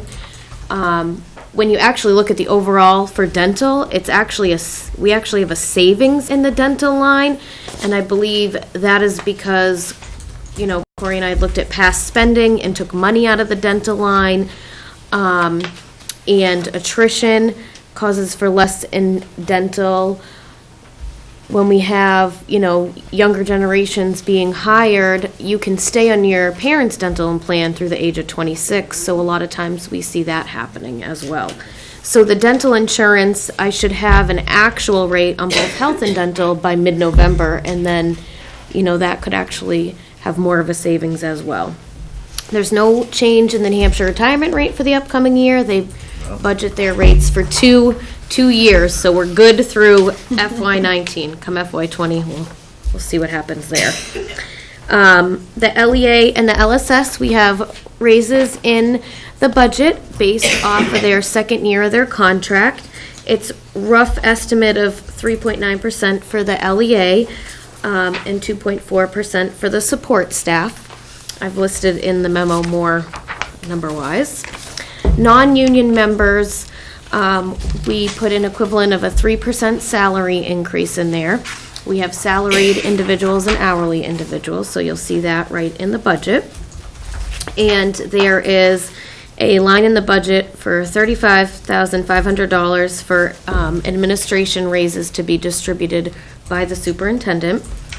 We also added into the budget a salary of $135,000 for the superintendent position for the upcoming year.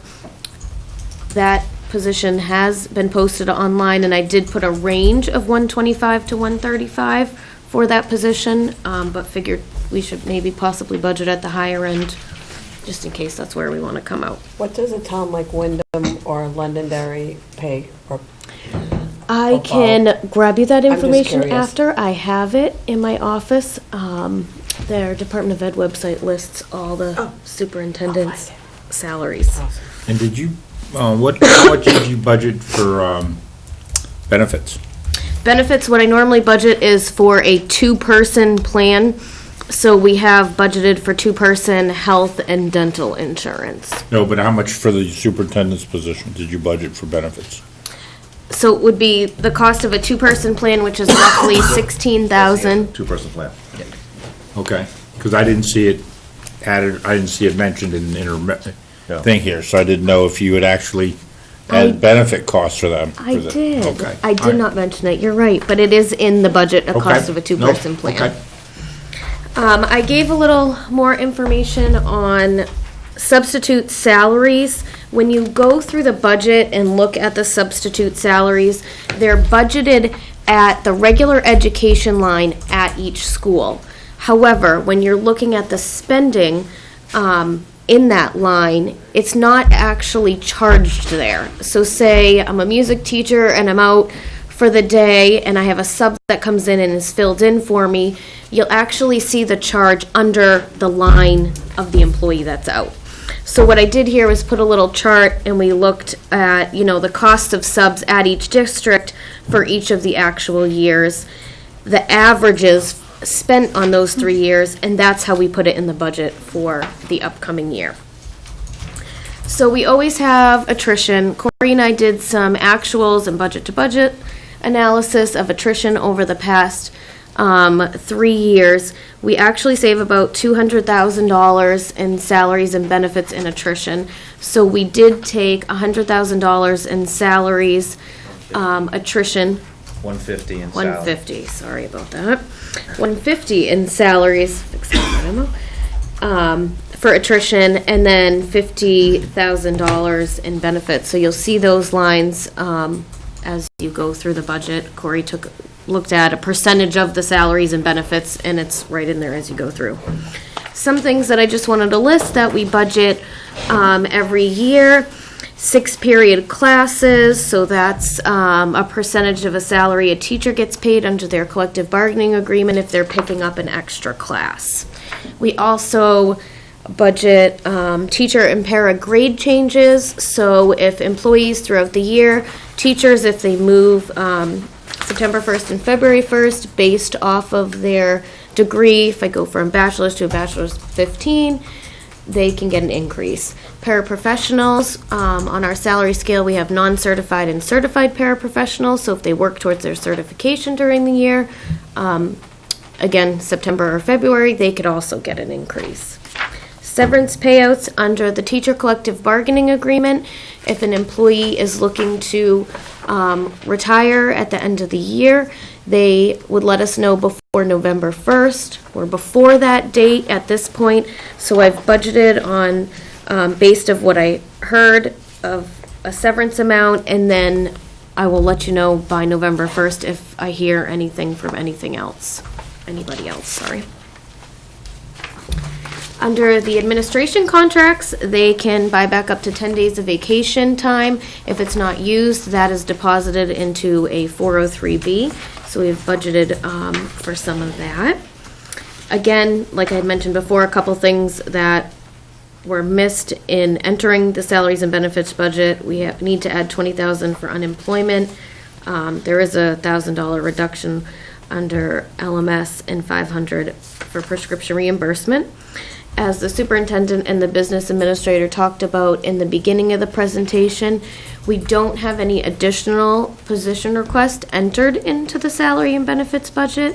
The big thing we want to go for is the full-day kindergarten, and again, we would fill those positions through, 2 positions at LMS and 1 position at GMS. There is one thing we would like to see, possibly talking about when we get to warrant article time, adding the special services coordinator to a warrant article again. That is the overview of salary and benefits. Thank you. All right, start with page 1.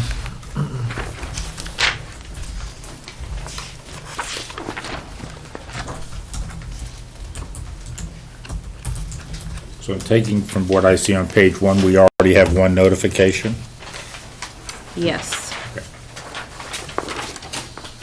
Page 2. 3.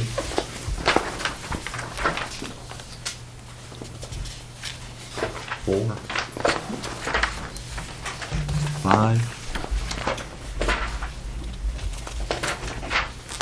So we just skip through all the teachers and just, unless you want to go page to page? Real quickly,